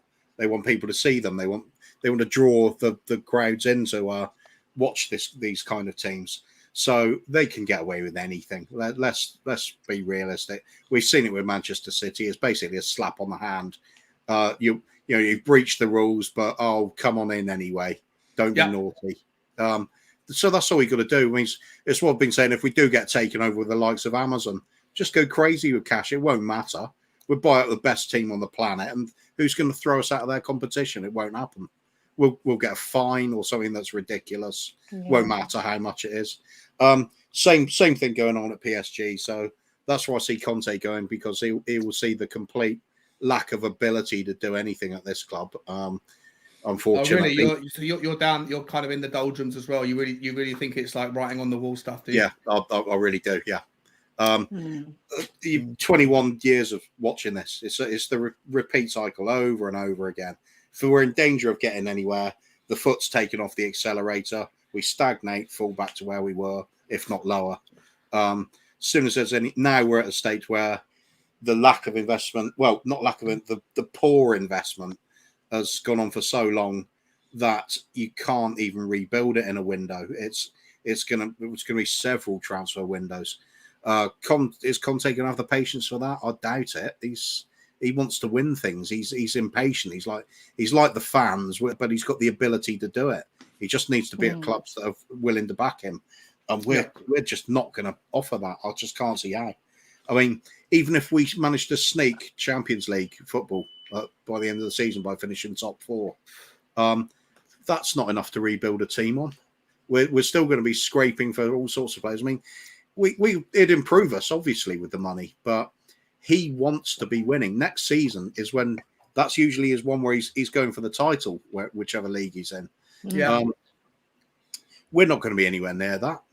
We're not even remotely near that. Yeah, it's perhaps it's a little bit more unique for our league because we do have the sort of powerhouses in European football at the moment, the likes of City and Chelsea and Liverpool, and it's very, very tough competition at the top there for anybody. But we're struggling against the likes of, well, we've got Leicester as direct rivals. We laughably West Ham as direct rivals for top 4. I mean, the fact that they're even snapping at our heels is ridiculous. But West Ham have just got £1 billion investment, haven't they, from the guy in Eastern Europe as well, right? So there's things that change. There's circumstances change. I take your point, mate. I definitely take your point that Tottenham need a overhaul akin to what Newcastle need. Newcastle have got other more urgent matters. They need to sign 7 or 8 players just to stay up. But do you take? Is there any part of either of you accept? I'm just going to posit this. Actually, before I do, let me just clarify this thing. Cody Mack saying FFP has nothing to do with the loan to buy Adama. Sean, I totally agree. I wasn't suggesting it was. I was just giving an example of a scenario where loan to buy obligations can be used from a perspective to try to balance the books on one season versus the other. I know in this particular case, it has nothing to do with it because Tottenham are well within their FFP. We have so much gap, so much space within the FFP. It'd be very difficult for us to ever come under any kind of problems to that in that regard. So I take your point, Cody. I was just saying that in the world of loan to buys, sometimes when people say, well, why don't you just, if you can buy it now, if you're going to buy it in the end, why not just get it done now? But that there is a reason. Try before you buy. Well, but even if it's a try, but you have to buy, it's still like the reason why sometimes that happens is because of financial regulations in order to try to make sure that the numbers all add up at the end of certain periods. Yeah. And it's not the case with Adama. This right, Adama, we got to buy him after the 6 months. If we sign him and it's on the loan with an obligation to buy, then we would, the details we won't know, but essentially it would be that same with what it is with Romero, right? So we signed Romero on a loan for the season, but we have to pay. It's all already agreed. The salary's already agreed and the fees already agreed with the selling club. So whatever happens, we have to pay the money next year. And I don't know what. We should raid Wolves again for Neves. Yeah, he's a class player, isn't he? Class player. Yeah. And but I think pass the ball, hold the ball very well. Wolves are in a pretty solid financial position. Wolves have done very well, and Wolves are in a if you were to identify the clubs that outperform expectations, the few clubs where fans are generally happy with where they're at, Wolves would be one of them. I think West Ham would be another, but most clubs think that they're better than they probably are, right? Or that they should be better than they are. But Wolves and West Ham are probably the 2 clubs where their fans are probably relatively delighted with what's going on with their club at the moment. Yeah. What was the conversation? What was the? What were we? We were talking about something before. I was going to say something and then. Well, we were talking managers, then we were talking. What were we talking? Rubbish? I don't know. What were we talking?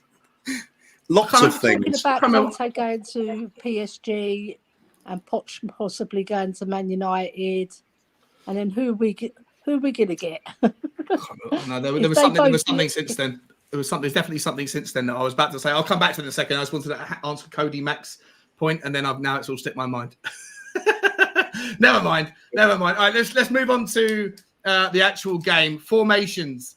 Do you play Ellie? Who do you, if Eric Dyer's out? do you play Tanganga or Rodon to accompany Sanchez and Davies? It's a hard one. I'll play Tanganga.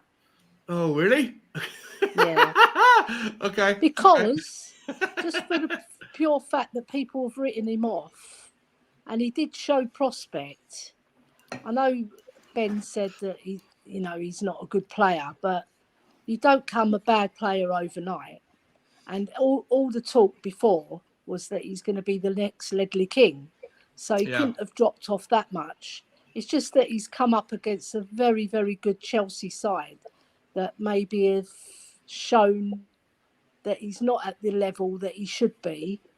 But give the boy time. He's only a young lad. And I think Rodon's got that party attitude I've heard. So I think that's, the proof is in the pudding. 4 managers have come and gone, and none of them have given him the time of day, really, apart from the Conference League. And you know what that tells you. So I think Tanganga's gone up in the club's estimation. So I think they trust him more than Rodon. He's the best out of. Best of a bad bunch. It's a fair point. Yeah. His confidence is certainly dipped. Kuba, how do you feel? Tango or Rodo? Who would you have? I'd persevere with Tanganga personally. There's more potential in the lad. I don't see anything in Rodon, but I have seen Tanganga play very well before. I think just allow him a few bumps, few bruises. He'll fill into the role eventually. Get some valuable experience. Even when he's struggling, he's learning from that, because he'll be learning all the things not to do, and they'll be going back with videos of it, showing him, going back with him saying, "Hey, this is what he should have done," and he'll be studying that. He wants to improve. He seems eager to learn. Rodon, from what I've seen, he's sort of plateaued at this level of, I don't know. He's okay for sort of middle of the table, maybe. Doesn't strike me as a player we want to push for top 4. Neither's Tanganga at the moment, but he could be in the future, maybe. I think he's going to struggle with Conte anyway, because Conte wants some proper ball-playing centre-backs, and that's neither of those two, I think. Yeah. Okay. I tend to agree. Both of you. Yeah. And also, I think against Arsenal, Tanganga's a Tottenham boy. I feel like as long as he can keep his head about him, I'd like to see him... because I think Sunday's going to be a bit of a. Sorry, Cleaver, want to jump in? Sorry, I was just going to say there was something in the chat caught my eye. If it was all right. Please. With Danny Kiriakou. This one. He's saying Conte won't go to PSG because Zidane sort of penciled in for that job, and but he's going to go to somewhere like that, isn't he? He's going to go somewhere with that sort of ability to fund the sort of financial side of it, and he's going to want to go to a club that's pushing for trophies. So perhaps if Zidane's on his way there, and perhaps Conte ends up as Real Madrid or something like that, it's going to be a club of that sort of stature anyway. It won't be Barcelona, because obviously they're going to be in trouble. Or are they going to be in trouble now?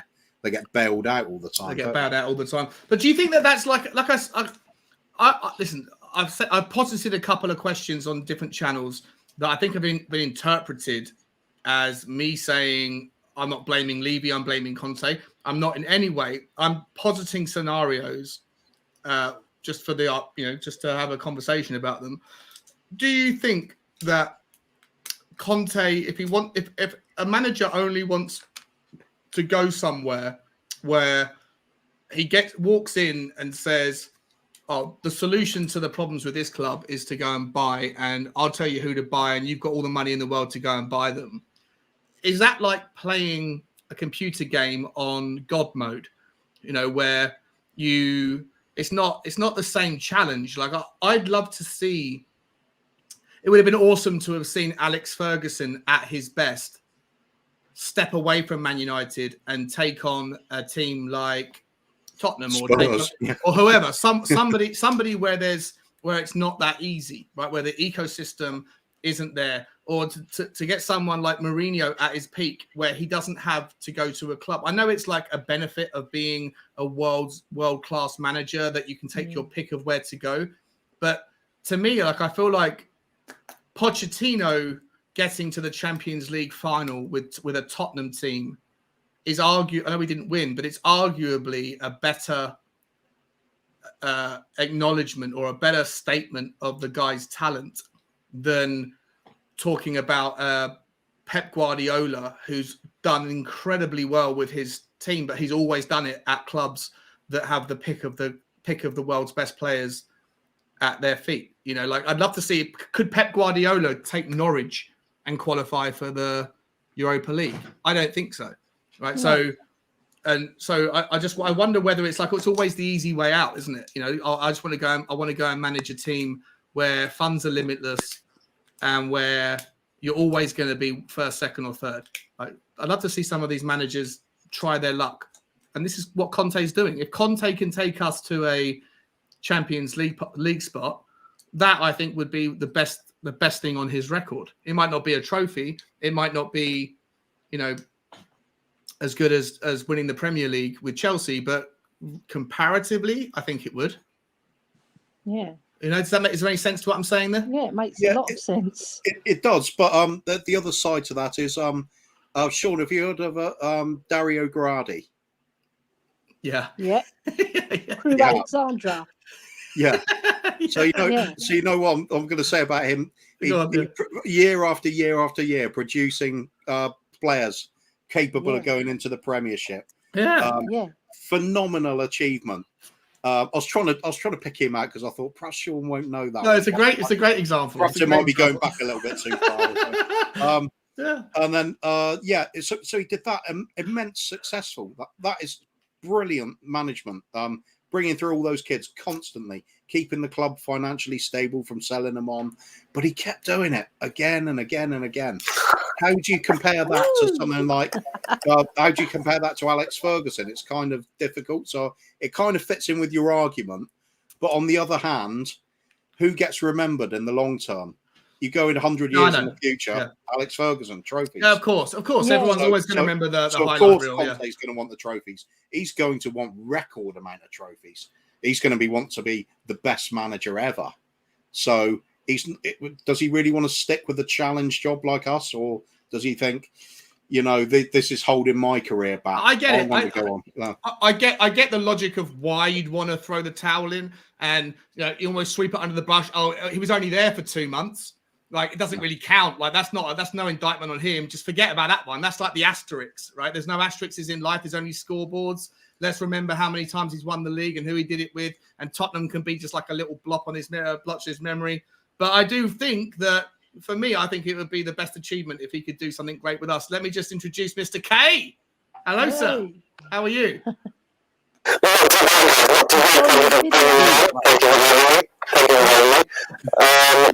Wow, hang on. Your microphone's a little bit screechy. Yeah. Like garlic. Oh no, now you're mute. Now you're on mute.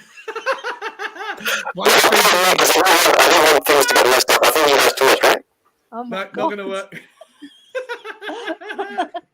It's like a helicopter pilot going into combat. Yeah. That's hilarious. Now he's on mute. Oh, he's gone. Hopefully he's going to come back. He's going to fix it. A new entry into the Spurs talk show debutantes like Ellie today. And whilst we're waiting for him, let me just go. So Danny Kiriaki saying Zidane is who we spoke about this. Yep. Kane Longshot 3-5-2. Davies, Roden, Sanchez, Emerson, and Cess out wide. Højbjerg, Hill, Skip, mid. Kane up front. Okay. Yeah. So yeah, I'd have that's the team I'd pick as well. To be honest, Kane the long shot. I'd play Hill over Lo Celso. Sorry, Lo Celso's not in there. So it's Lucas. Yeah. So Lucas and Kane, Hill, Skip, Højbjerg. That's exactly who I'd have. Yeah. Look, we've got another one coming in. Yes. It's the bun. Hello, mate. How are you?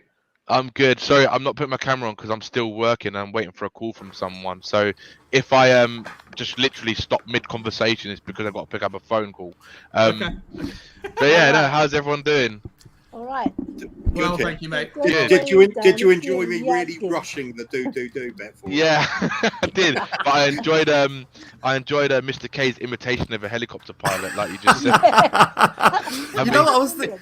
You know what it is that my son, right? Yeah, he went and nicked my microphone, right? Yeah, because they play like Roblox and stuff on their computers, right, or whatever other type of game, and they're just chatting to each other through Discord while they're playing it. And, I tried to use this headphone. I thought, yeah, it might work and everything, and I wanted to say something, right? Because there's some news that's just come out from Football.London. So they've actually labelled it as breaking news, but they say they've understand that Tanguy Ndombele has been training separately away from the first team group at Spurs in the recent days at Hotspur Way, basically. So apparently it looks like they're trying to keep him completely away from the team because it looks like they really want to force him out this window. Wow. Wow. I think he wants to force himself out. I mean, the way that he walked off the other day on the pitch, right, yeah, it wasn't just the fact he was slow. He never looked up. He was too busy concentrating on his sleeves. I know that he went down the tunnel and then later on came back out and sat on the bench, but he wasn't looking at any of the players. I think at least 2 players told him to move his arse on. Yeah. 1, 2, yeah. It makes sense, right? Because, I mean, like what obviously, like you just said, Mr. K, like all the players, the way they were looking at him, the way Harry Kane they all ran on the pitch before he even run off the pitch, before he even got off, and they were telling him to make him get a move on. Tanganga pushing him, all the looks from the players, and then obviously even Skip gave him a little pat. I know. Yeah. And then Conte coming out with the comments that saying it's a technical decision why they left him out, and now you're hearing this from Football.London that they're saying that he's now actually training. He's been training by himself. It's like they really don't want him there, which I agree with. I think he needs to go. He is a rotten apple in a sense. Can you remember when they first used that terminology, when there was a manager getting interviewed? I can't remember if it was a national manager for England or whether it was someone else, and they used the term for technical reasons. You remember some time ago? I think this is this is before Southgate. I think this is before Southgate was England manager, and I don't know for technical reasons. And I'm thinking to myself, no, for political reasons. There's a totally different word, bruv. Yeah, I'm still not sure it's going to be easy to get rid of him, though. Reasons. Trying to get him out. Trying to get. I think loan him out. Just loan him out. Loan him out until the end of the season, then try to sell him in summertime. That's what they're going to do. There's no one who's going to buy him now. It's impossible to get Send him to PSG. They won't buy him. No one wants him. No one wants him. He has to go on a loan move, and you pray that he does better in a shitter league that's not as high intense as the Premier League. And then someone's like, oh, actually, do you know, hello, I'll have a punt on him. And that's what you hope. That's the only thing you can hope for. Let me ask you this then, right? If you're going to do that, no one's going to pay 200 grand a week, right? So you're going to have to supplement the salary. What percentage of the salary is it worth supplementing to get him out? If 100% is not worth it, right? If you're going to let him go and play for AC Milan, and you know what? I would pay 95% of his wages. As long as I could send him to a League One team. You can't do that. You can't do that. No, League One team. No. Just humiliate the boy. Mr. K, that's. Do you know what? That's of course in everyone's ideal scenario, right? In an ideal world, you'd get him. You'd say, "I will pay. You don't have to pay anything. We don't have to pay anything. We will pay the wages, and you go, right?" But Tottenham are not a club that can afford to do that, unfortunately. No. And this is Daniel Levy you're talking about, right? So. We're in a Daniel Levy world. You'd be lucky if he subsidizes 50% of the wages. Yeah. I reckon that's what it would take. 50%. Yeah, I agree right? with you, Danny. Yeah. But I think Daniel Levy being Daniel Levy, he will try and squeeze maybe 60, maybe a little. I would say he'd try and do that. Oh. But 50%, yeah. You gotta go. No, that's not me. That's not my phone call. Not my phone. That's someone else's. Mr. Case. Mr. Case. No, I'm on silent, bro. I'll be on mute all that time. Well, it was. I think you're right, Danny. Right? I think 50% is reasonable, right? If we can save 100 grand a week, bearing in mind, right, we're gonna sell Dylan Marcandi. Because the guy doesn't want to sign a new contract. We're going to sell him for 500 grand. That's 2.5 weeks. By the end of the January, if we sell him today, by February the 1st, Marcandi's money that we get for him, this talent, this player that could do something in the future. And also, don't overlook. He's he's a South Asian. I think he's Indian by descent, right? Yeah, if he was to be a superstar, imagine that market that you could open up with revenue streams. So getting rid of him for 500 grand, it's 2.5 weeks of Ndombele's sulky salary, and the opportunity cost there is massive. So I don't know I don't want to move. We can talk about Markande if we want to, but just to finish up, I think that 50% is anything more than 50%, and it's almost not worth it. Anything less than 50%, and I think you'll struggle to find someone that wants to take on the risk. Well, if you work that out right, so if it's about just I don't know however many weeks it is, right? But if you say until May, right? If they're subsidizing 50% of his wages, it's around or June, should I say, right? I think it's how many weeks is it? 20 something weeks. It's around you're saving around 2.6 million pounds, right? So that's not a lot on his wages, but it's a lot for half of his wages. That we can recuperate, basically. Which that's Daniel the difference Levy that's the difference between buying. There's just the difference in the asking price for Adama Traore. Yeah, I was just about to say that exactly that, and that's where someone like Daniel Levy will look to do every kind of deal he can do to bring money into the club, whatever means necessary, because they ain't going to sell Ndombele this window. It's not happening. And it's the only thing that we can do to kind of get him out. And I think they will, to be honest with you. The way they're saying, I mean, but then again, knowing Spurs and how they are, they'll probably end up saying, "Oh, we're not going to do it because Daniel Levy wants too much money," and then we end up having a player who's going to be training by himself in the training ground. He's going to be seeing all the players, right? And it's not going to be good for the atmosphere inside the training ground, to be honest with you. And obviously the media are going to be asking Conte all the questions about Ndombele all the time and all this shit. It's not good. And knowing Spurs, that's probably what will happen. Yeah.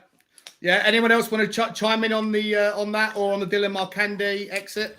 No, not on that. But I was going to say, unfortunately, I have to be rude and get off the stream now because we've got our own coming up soon. We're going to have Jack Kanicki over from Irish Hotspur. Oh, amazing! Doing his best 11s. So you're in good hands now, anyway, with Mr. K and Danny and Ellie there to look after you, mate. Thanks, Kuba, mate. I'll be over on yours as soon as I'm done here. Love you, man. Yeah, Kuba, piss off now. Yeah, you're in trouble. See you later. See ya. I was just going to say, Sean, about Dylan Markande. You get a player that's got so much prospect, and are we putting him on loan to Blackburn or selling him to Blackburn? Selling him. Selling him, yeah. What? Because there's a bit of dispute about that. What we're going to do? His contract is up at the end of this summer. Yeah, it's in the summer, right? But basically, technically they could sign him for free. Yeah, but they want him now, and Tottenham obviously want anything for a little bit of change because they're basically whores. So they will hold themselves out just for 500 grand. When, again, I think it's a massive mistake because someone like Markande, he like you said, if he fulfills his potential that he's all hoped to be, to kind of live up to, whether being like from someone who's as an Asian descent and being the kind of player that he is, if he does succeed, then obviously there's a huge marketing platform, and on top of that, India's bigger than South Korea. Well, this is it. Yeah, on top, exactly. And I'm surprised someone like Daniel Levy hasn't thought, oh, hold on a minute, we should have renewed his contract a long time ago, and then put in a clause that if he was to leave, then we can buy him back or all this kind of shit. I mean, you hope that that's what they're going to have, some sort of buyback clause, but we don't know if that is the case. Some people said he looks a talent. He's too good. He does, but again, Sean, this is the problem, right? He looks a talent, right? And this is the exact same thing that happened to Madueke. And look how good Madueke is. He's been injured this season, but Madueke, I watched him obviously a bit last season and this season as well. And last season he was one of the standout performers in the Eredivisie, right? Along with like players like Anthony Gravenberch and players like that. But if you watch that final, the cup final at the beginning of the season before the main season started in England, he basically destroyed Ajax single-handedly, and they won that game. And he absolutely tore them a new arsehole, right? And the guy's left foot, he reminds you, when you watch him, he's not at that level, but he's got potential. But he reminded you of like an Iron Robin. Like not in terms of like his play style, but just the way how good he is with his left foot. He's quite direct. He's fast. He's different, but to like an Iron Robin. But he just reminds you that guy has got real talent, man. And it's another one that we let go because we let their contract run down. And I don't know what the problem is, because they've been doing this for years. I mean, they let Hugo Lloris's contract get into a state, and they let Eriksen's contract get into a state. I mean, there's so many players you could talk about, and it's just you just really hope they're going to fucking change their ways, and someone like Paratici is going to do that now. So I don't know. We have to wait and see, but it is a bit of a sad thing that someone like him is not going to be staying on with us. Yeah. Dylan McCandy. Yeah. Dylan McCandy. What can I say? Why we haven't been able to develop a player like him? One of the issues which I have is with Tottenham right now, with the club, is the information that Paratici and Conte have readily given forward that have managed to get to our ears without, some sort of filtration system. Because there is a filtration system as far as what people that work for the club can actually say. The first clue was Paratici saying that our scouting network... Is someone eating? Our scouting network... our scouting network, he said that he needed to bring it up to par. So that means that all that time it wasn't. Under Jose, under Nuno, under whoever knows before that. So basically, so that means that there's an element of infrastructure. So we've got this beautiful big stadium, best in the world, best training facilities, but we don't have a scouting network that was any good. So he's had to bring that up. That's the first thing. The second thing is Conte turned around, and he said it twice now in 2 different interviews. He's turned around and told us straight that the transfers is not the first thing he wants. He goes, he's got more work to do other than the transfers. He goes, there's a lot more work to be done. So what lot more work have you got behind the scenes that you need to do? It means that you've got basic infrastructure which is not developed and mature to be able to go up to the standard that you need in order for you to be competing with the big boys. We saw a clear example over 2 legs right here, what the gulf and differences between our team and a so-called big boy. Someone like Chelsea. And the thing is that they were... this is the first match I ever saw with my own 2 little pearly eyes, right, And, before I've seen, Tottenham play all this time on a screen and maybe different angles and so forth. But when you're sitting in the stadium and you get to watch the whole thing, from left to right, top to bottom, it's amazing what you can see. Tanganga, I can understand viewers' frustration, fans' frustration. He's very young. What I saw was a young man who is yet to mature in his position and to take lead in his position, because he was too slow. When the ball would come to him, he would take a little bit too long before he would release the ball. And that is just mentally knowing what the tactics are and how to release the ball and where to release it to. It takes him a while. Compare that to Sanchez. As soon as the ball came to Sanchez, smooth as silk, out it went. And I think that's one of the issues that people have got with Tanganga. He's just young. Let's not get rid of him. Let's keep training him. Romero's there. Dyer's there. Yeah, but Mr. K, can we afford to let him learn on the job? No. That's how you do youth. Yeah, how else are you going to do youth? Do you know what it is? Yeah, go on. I just want to add to that, right? It's the problem is we're not at that stage now where we were with Pochettino, where we can afford to give the youth a chance and hope that they do really well. We're at a stage now where we've gone to such a high level and such a standard. I concede. If you stick him in another club, maybe a championship club, right, and he gets to play week in, week out. Not even that, Mr. League K. One? I think a championship would be good, but I think he needs Premier League football. Norwich. Not even Norwich. He needs better standards than that. He needs to be in the team like Newcastle, maybe a Newcastle, maybe a Southampton or a Brighton. Brighton would be good for him. Someone like that. Someone, because he needs to be playing in a team that's got a good level in the Premier League and a good coach. A good coach. Just like how that plays our formation as well. There's no point in sending him somewhere that plays a 4-4-2. If we do a 3 at the back, you need him to go and learn somewhere. Do you know what? No, at the back role, to be honest with you, it doesn't really matter where he has. No matter what, he has to play at centre back. It doesn't matter if it's in a 2 or a 3. He has to play as a centre back because he needs to learn the position. He needs to learn his positional awareness. He needs to get better on the ball. And he needs the main thing is he needs game time. But he has to have it at a good standard in the Premier League or a good team in the Championship, because without that game time, he's never going to develop, because he's been used as a utility man at Spurs. And he's just basically like, whenever we have an injury or whatever it is, we'll play him right back, we'll play him left back, we'll play him left centre back, we'll play him right wing back, we'll play him right back. I think there's too much pressure on the Premier League. What is about? Yeah, he has mismanaged.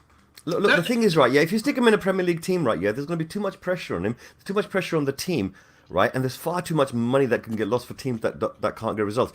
Correct. Championship team, he'll have so many games because it is a very, very tough league. And that will condition him to make moves, to be instinctive, because to be programmed into him. And then he can come back to our club and get the tactical awareness and all the rest of it in terms of joining our team. There is that aspect to it, right? But I think he needs to be playing. I feel he needs a Kyle Walker style loan where he needs to play in the Premier League at a good level because he needs to understand what it's like to play at this level, and to if he can do well, like a Southampton or someone like that who's a mid-table team, then he can show progression and from where he is now to where he could be in 2 years' time. Watford, if they survive. Maybe a Watford, but he needs to be playing at a good level. Like I think, do you know what? I'm actually gutted that we didn't get him on loan into Turkey when he was offered. He would have become a man out there. He would have become a man out there because they're hostile places, and they're quite dogged football kind of thing out there. So I think he would have given him so much experience. Let me expand this away from Tanganga, because I think the point is really relevant about trying to get Tanganga out on loan, because I don't want him. I think he's too good of an asset just to let him fritter away, but he's too much for a risk right now to have learning and making mistakes on our time. But I also want to expand this, and I'll come to Ellie first, and then we'll go around the houses from there. But so my personal view, Ellie, is that the under 23s is it's a terrible stepping stone for our talented youth. Like Dylan Markandy is an absolute monster at the under 23 level, right? He scored like 25 goals, whatever it is, and he's absolutely kicking ass. And he's made everyone's heard his name. And when are we going to get him in? But he played for half an hour in Europa Conference League and didn't do very much. And what I'm going to posit here is that the under 23 team it's too low of a level to learn enough about the players from, and the gap between that and first team football is too big. So Dylan Markandy, he's gone and scored a bag full of goals, and he's not considered good enough, right? But we didn't send him out on loan. Maybe Tanganga he's definitely too good for the under 23, but he's also not learning at Tottenham. So for me, I feel like that the under 23 team in its like the whole idea of it is nonsense for the players that are emerging. There's nowhere for them to step up to. There's no reserve team that we can play against in a B league. Like in Spain, they have the Barcelona B team, the Real Madrid B team. We don't have any of that stuff anymore. And so, Ali, I'll come to you first, and then I'm going to pop round to bounce to Mr. K. Do you think that the under 23 team isn't fit for purpose, and that those players should actually, anyone that's emerging from it, should actually be pushed out on loan earlier than they have been, so that we can learn how good they really are? My understanding of it is like the under 23s are the reserves. Really, they're the reserve players. That is the reserve team. What they've done, they've got away with the proper reserves as it used to be, where you'd get first team players dropping into the reserves when they weren't playing so well. And now we've got the probably we haven't got a reserve team anymore. Yeah, it's the youth team now, isn't it? It's youth players playing under 23 football, and the ones that are going to make it through have already been selected, like your Harvey Whites, your Sirkins, your Marcandis. They've already broken into the first team. Well, they haven't. They haven't. They haven't played, have they? We haven't seen Harvey White. We haven't. Roles, yeah, that's yeah, what I'm saying. Yeah. They haven't really been given a chance. So there must be something fundamentally wrong, and maybe that's what Conte was saying.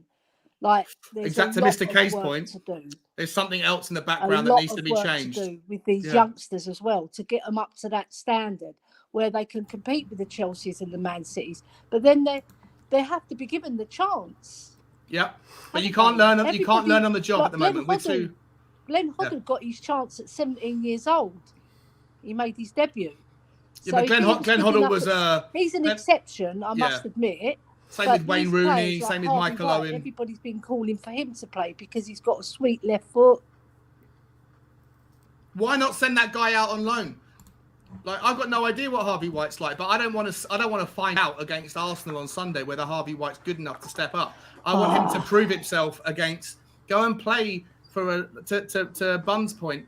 Go and learn a team that have got that they need someone that, and whether it's at the Premier League level or the Championship level, I don't know what Harvey White's level is, but I'm sure it's better than under 23 standard. But I don't think it's Tottenham standard. See, here's the problem. This is what I was trying to elucidate to earlier, which is basically we've lacking good infrastructure in our club, right? We're updating. We've got people in place now that are going to bring that up. But hold on one second. No worries, mate. No, crack on. Barney, are you still there? Ellie, just my phone. Just my phone was ringing. But what I was saying to you is that the infrastructure is missing. Now, normally you'd have somebody in charge of loans, like a loan officer, and their job is exclusively just keeping an eye on the players and also making sure that they've got their fingers with clubs out there, that they could go good working relationship, that they can send their players out to that particular team, and that manager or that system is definitely going to play that particular player, and 100%. Not only play them, but play them in a particular position. Exactly, mate. Now, you don't want a situation where you send a player out and they play only a third of the games. Yep. All right, and they may play out of position because the manager there is desperate to get the results that he's after. He just wanted some quality youth coming in to build up the numbers, and he didn't want to pay the wages. 100%. Do you understand? Yep. So that type of knowledge and relationship requires good people to be in the club to develop the youth. We do have good people in the club. Don't get me wrong. Yeah, on the youth level, we do have good people there. Do you think it was a mistake then? Do you think it was a mistake to promote Ryan Mason to first team coach from youth team academy director or whatever he was? I think to a certain degree, you got to look at Ryan Mason and say he's one, exceptional. Yeah. And secondly, his unique situation. Yeah. Where someone so young, because let's face it, he's extremely young for a coach. He's younger than me, I think. He's like 36, yeah.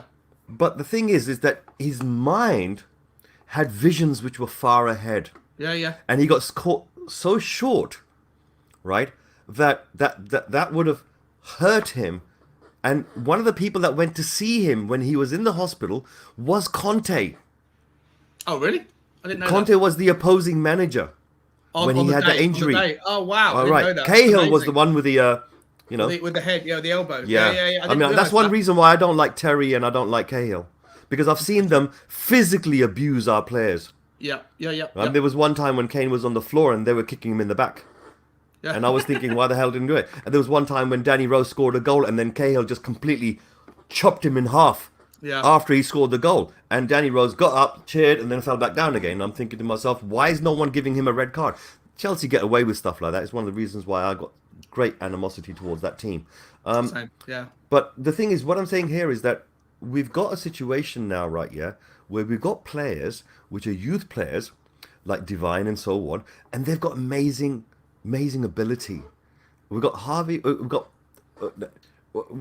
is it Alfie White, the goalkeeper that we saw last season? Yeah. Right? Alfie Whiteman, yeah. Yeah, there was a few games he played in. Yeah. And he looked really blooming good. And I'm thinking, that what's going to confuse me. It's like, if he's that good, why did you bring Galini in? Well, because You're playing week in, week out. One swallow doesn't make a summer, and Alfie Whiteman doesn't. He might have done it occasionally, in pre-season and in UEFA League, whatever. No, it was towards the end of last season, I think, wasn't it? But there's not enough. Like the gap is so big between the other two. This is the point which I think we both agree entirely, Mr. K. Oh, yeah, right. You're right. Golini played a whole season, didn't he? Yeah. For his team, and he was the main man. Yeah. So I think you're right. Yeah. I think look, when I saw with Tanganga was that he's missing that last bit. Yeah. To mature. I think he needs about 2 years, maybe. He can't learn in a Tottenham shirt anymore. Like, it's too important. Tottenham fans have such high expectations and demands that, listen. And what about our quota for homegrown players that have been trained in the club? Yeah. We've got to somehow satisfy that quota too. Yeah, and what's really frustrating is people like Joe Rodon and Ben Davies don't count towards it. And neither does Eric Dyer, because Eric Dyer grew up in Portugal. Portugal. He trained there. And I don't know why the Welsh League. They changed their rules. Imagine if Cardiff qualified into the Premiership, and they did it with a bunch of Cardiff-born players. None of them would count towards the English Premier League's quota. It doesn't make any sense. No, but they changed that rule though. It wasn't always like that. They changed it not too long ago. So that was the problem with Rodon. They changed it before he came here. So he ended up, it was like great idea, but unfortunately, by the time they implemented the idea, it was too late. And I think that's what look. This is the situation. Rodon has played much less than Tanganga. So if you're going to loan out Tanganga, then you've got to have to loan out Rodon too. Yeah, but what do you do then? Because I like both of them. I tell you the truth, I like both of them. I think both of them could be great players, but they haven't shown it yet. To the point, the level that we're at, where we can trust them to not make mistakes. No, we can't trust them to play for our first team week in, week out. But what we have seen of them, we've seen enough to say, you know what, these boys, if taken down the right path, and they've got the right attitude, right, and they've got the right type of coaching staff, and the players around them as well, they will develop into what we believe to be like Leslie King status. But both of them need to go away on loan, right? At least one of them does, for sure. Look, earlier on, right, I was talking about, you were talking about the wages structure and things like that, right, And I thought, you know what, I'm going to have to quickly find out a little bit more information. And what happened with Tanganga, right, he was on £100 a week, right, 2018. Then he went to £2,100 in 2019. Then he went to £5,100 in 2020. Okay. Wow. It's not very much, is it? Yeah. No, but that was him getting a pat on the back to say, you know what, you're good enough to play with us. And then when he did prove himself, eventually his wages went up to £25,000. That's what he's on now. Is it 25? Yeah, that's what he's on currently right now.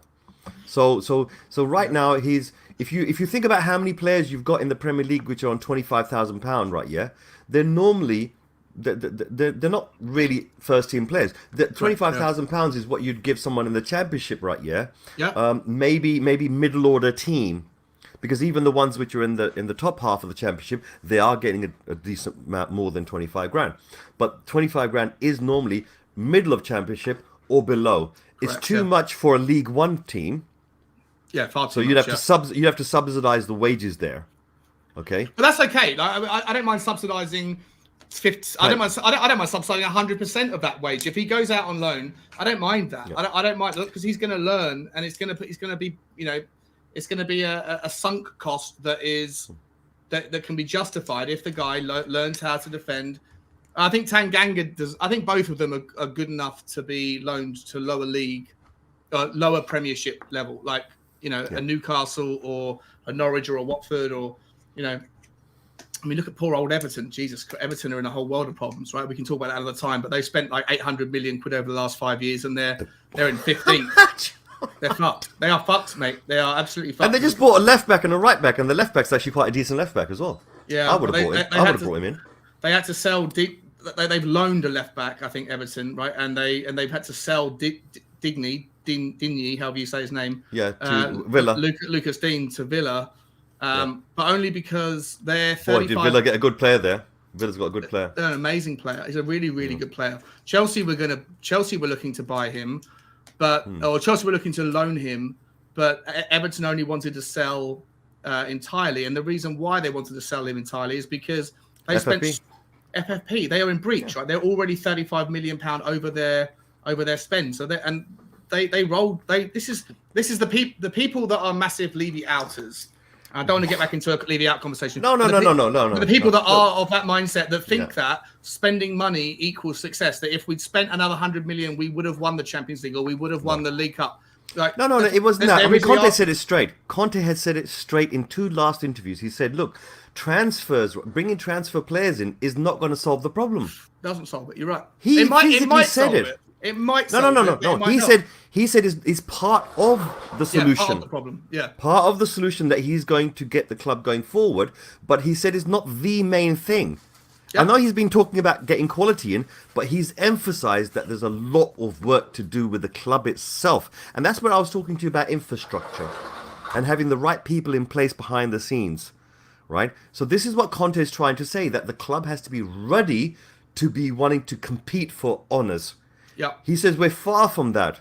So this idea that we can go on a cup run right, technically it doesn't exist in Conte's mind.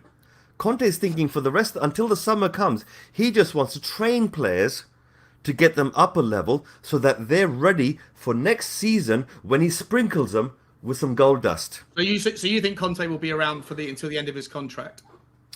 I believe that basically if something doesn't happen in this January window, he's an Italian. Pride is important. Yeah. Right? He's going to he's going to think that, people are going to be laughing at him. People like Jose, can you imagine Jose sitting back and laughing at him? All Jose has to do is put one. Imagine we get to February, right, and no transfers have occurred, right, and Jose puts out one tweet.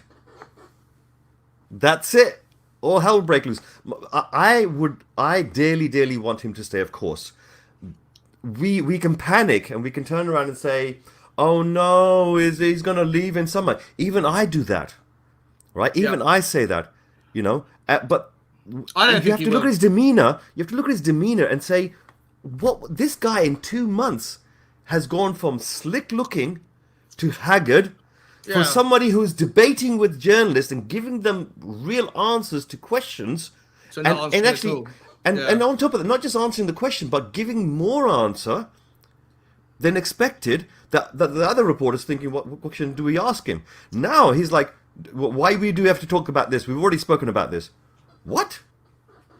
Yeah, which worries me a little bit because he's not an idiot. Yeah. Antonio Conte is a superstar, and it's not like he's only been round the block, a couple of times. It's not his first rodeo. He must have been aware of what Daniel Levy's reputation is, right? So if he's already lost faith, then I think it was a combination. More for him a little bit, right? I'll tell you the truth. We can say this, but at the end of the day, don't forget that before he came in, what did Levy do? He brought in Paratici.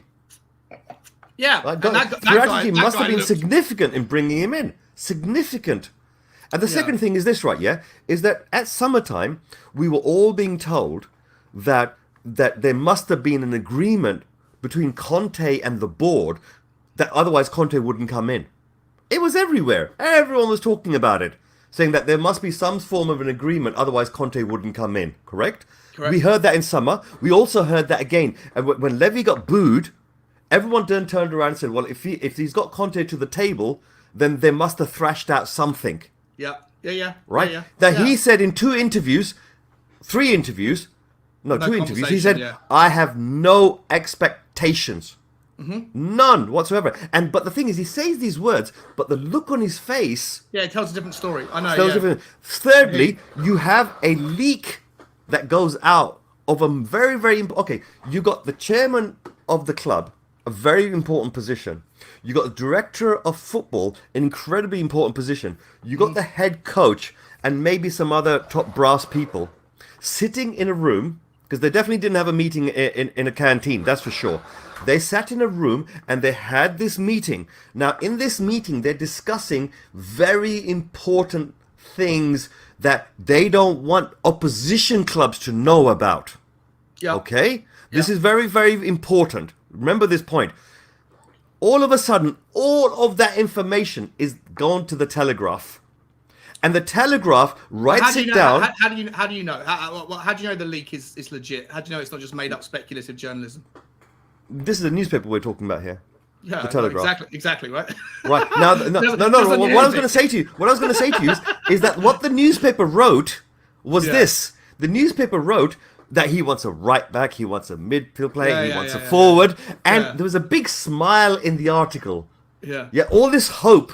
Yeah, the positive meeting, everyone's happy, everyone's excited, and the same day or the following day, we get Conte sitting in an interview, in a press conference, looking like crap. Rejected, right? Saying that it's all, it looks like he's saying it's all a load of bollocks, this tissue of lies.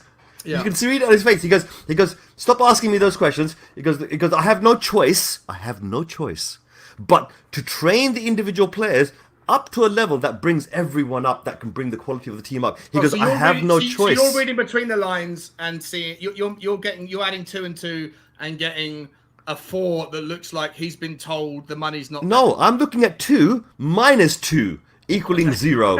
I'm looking at the positive, which is written in a newspaper of a meeting that's meant to be secret, and then I'm looking at Conte, who's in public, and that's real.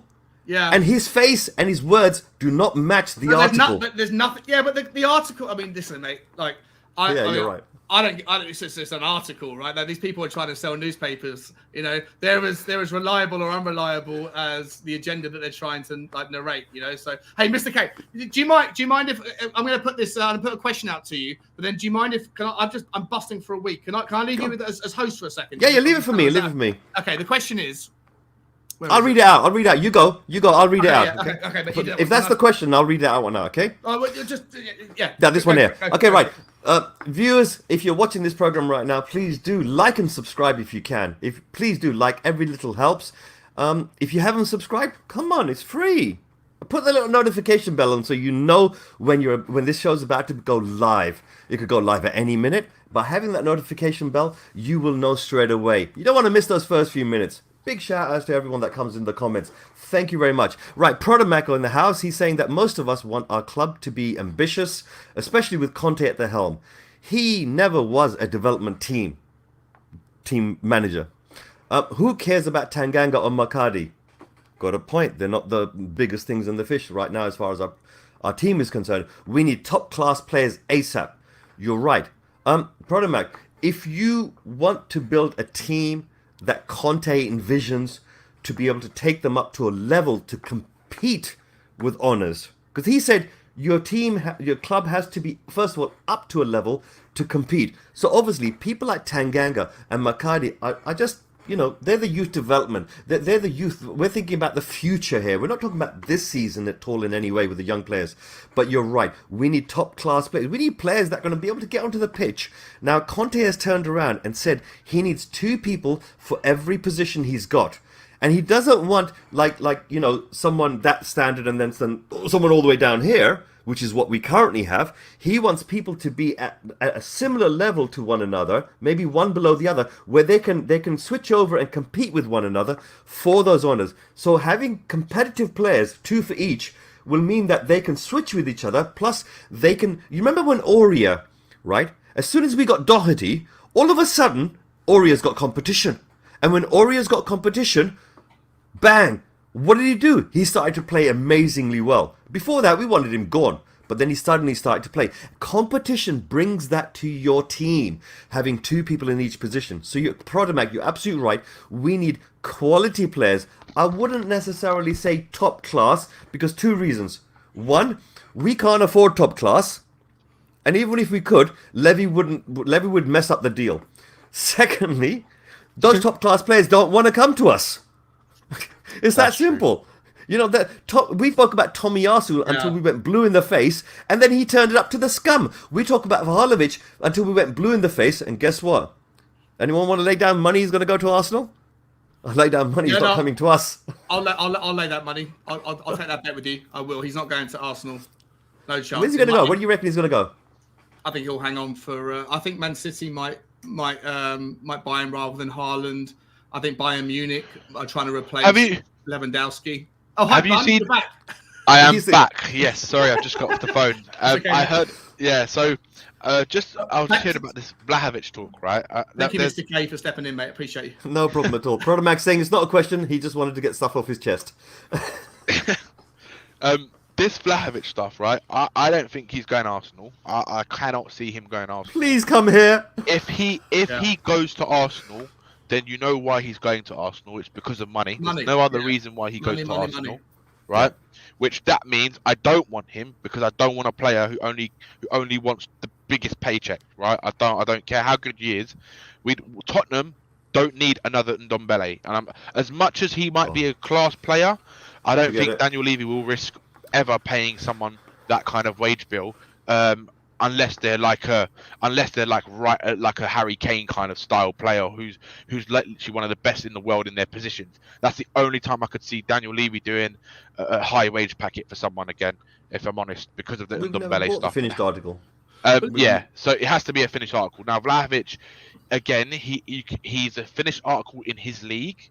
He's 21. He's got a sell-on value, but there is still no guarantee that he can come to the Premier League and light it up. Because if he gets paid 300 grand a week by Arsenal, and all of a sudden he turns out like a Bamiyang, he's not trying as hard, or I don't see that because he's about mercenaries. He wants to be the best in the world. Yeah. But again, you don't know how he's going to take. Now, based on his physicality and how he is, you think that it's going to be a breeze to him, kind of like how it was for Dzeko when he came to the Premier League. How good he was, right? He's still good. I think he'll be a very good. You know what? Dzeko's actually. What's he doing? Is he available? He's at Inter Milan. He's playing very well at Inter Milan. Let me ask. His contract's finishing. I think his contract's up this summer. Let me ask both of you this though, right? Can I just say something before you say it, Sean? I've seen some reports, and there's some Italian. I read a report from this Italian agent, right? And again, he mentioned that he really believes Vlahovic is going to wait till the summer, and he thinks he's going to go to the Premier League, right? He doesn't think he's going to go anywhere else, and he believes that Tottenham is a very good possibility purely for the fact that he speaks to obviously the Italian agents and directors of football and stuff, and he's another one that's come out and basically said that Paratici is very, very close friends with Vlahovic's agent and the representatives of Vlahovic, and they've been in talks for a long time. It's even before Spurs that they were in talks. They've had this friendship since when he was at Juventus, right? And because obviously he was looking at a long-term replacement for a striker there, so it's not a new thing, this Vlahovic thing. So I think that there's something there, and I honestly believe, right, that Vlahovic will come to Tottenham if we get top four. If we get top four, Vlahovic is going to come to Spurs, right? I honestly believe that. I think there's something there. There's some sort of kind of thing in place, that's not like a gentleman's agreement kind of thing, right? We all know how that goes. Don't say that, yeah. Yeah, we all know how that goes. But I honestly believe there's something there that if we get top four, there's a real possibility we could get him in. But if we don't get top four, there is no way in hell this guy is coming to Spurs. Never in a million years is he coming to Spurs. Because if we get top four, we're going to need another striker of his level, to be honest with you, because we can't do the Premier League and the Champions League with just Harry Kane again. It's impossible. Impossible. All right, but let me ask both of you this, though, right? So I've asked this question before, and I feel like it's quite a good question. Obviously, to your point, Bunda, if it does happen, it's not going to happen until we've proven top four with Vlahovic. Yeah. But in a world where, I've spoken to Brian, and I know you boys are both Levy out, roughly, yeah? And so I know how you feel generally, but I've spoken to the main man, the biggest Levy out in Brian Daigle, and I said to him, what would it take to satisfy you in January? And he said, unequivocally, getting Vlahovic, whatever you want to call it, whatever his name is. And so my question to you guys is, if you could sign him in if Daniel Levy said, all right, Paratici, there's 75 million or 80 million quid, right? And that's all you're getting in January. In the summer, there's another 150 to play with. But right now, you want to sort some stuff out. There's 80 million, and I'll give you the go-ahead to sign somebody or sign as many people as you want up to the equivalent of 250 grand a week. Now, you could go and spend that on Vlahovic and get it done for 250 grand a week, or you could go and spend it on a 40 million pound striker on 100 grand a week and a 40 million pound defender on 120 grand a week, and then also a Dharma Traore or whatever. But like, do you think? Because what I worry about is when people say go and get Vlahovic, you sign him, Harry Kane doesn't get injured. Suddenly you've got too much competition for places when Sonny comes back. How do you fit too many square pegs in round holes into a formation? But then Romero comes back from injury and his leg breaks down again. Eric Dyer catches COVID for the 19th time. And you've got the best forward line in world football, but you've got the worst defensive line in any league in the UK. Do you think that will satisfy Spurs fans, or do you think that as soon as you got Vlahovic, it's like, well done, but what have you done for me lately? We haven't got the defense. I feel like it's more important to bulk up at the back a little bit. I don't think Vlahovic, even if you could buy him, I don't think it would be as necessary as getting a couple of players in more key positions. Go for it. So, my honest opinion, right, is that I don't want Vlahovic this month. As much as it'd be amazing to see him in a Tottenham shirt this month, and how much he probably would help us, because if one of those players are injured, Son or Kane, and there's always going to be one of them injured at one point, if not 2 points during the season, Conte would rather have someone like him in the squad right now, because I guarantee you him and Kane would be absolutely bullying defenders if them two were playing together up top, right? But we've got a lot more problems right now at the back, because it's telling, because we've got a young Tanganga who unfortunately he does need a loan, and he's not very good at passing. So Sanchez, his best position is right centre back, not as a central defender, and we obviously are completely lacking as a right wing back and a creative midfielder. So if we had that sort of money to spend this window, I would be going in right for a right wing back, a centre back, and then a creative midfielder. Because I'd probably say a right wing back first, because I think the way Conte wants to set up and play, I think it's so crucial that we get someone like Traore in. And I was just looking at some of his stats and some of this, and doing a bit of research on him, and I honestly believe he'd be a very good player under Conte. I actually think he's going to shock a lot of people if we get him, and I think if we do get him, I think a lot of fans are going to grow to love this guy. At right wing back though. At right wing back. What, straight away?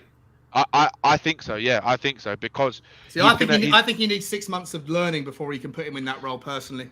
No, well, look, I agree that he's going to need to learn, but I think the way Conte wants to play, he wants to have players. He wants to have someone who's going to play higher up the pitch, who's going to be a lot more effective. Because you've seen the way we play at the moment, right? And how many times does Emerson get that ball and does absolutely nothing with it? How the ball is, he probably gets the ball a lot more than most players in a game, right? But he does fuck all with it because he can't cross, unfortunately, and he can't beat a man. Now, if you change that with someone like Traore, who's always advanced, right? He will scare defenders. He will draw defenders to him. He'll beat a man. And if you actually look at some of his crosses, it actually isn't as bad as people make out. It's not greatest. It's not the greatest, but it's definitely better than Emerson's crossing ability, right? And obviously, if honestly, people need to actually go and watch the way Wolves play and the way he plays, right? Because when he does cross, the amount of times I've seen players in the box where they're in really good positions and they just do fucking nothing with the ball, right? And it's just like that's why his stats are so shit.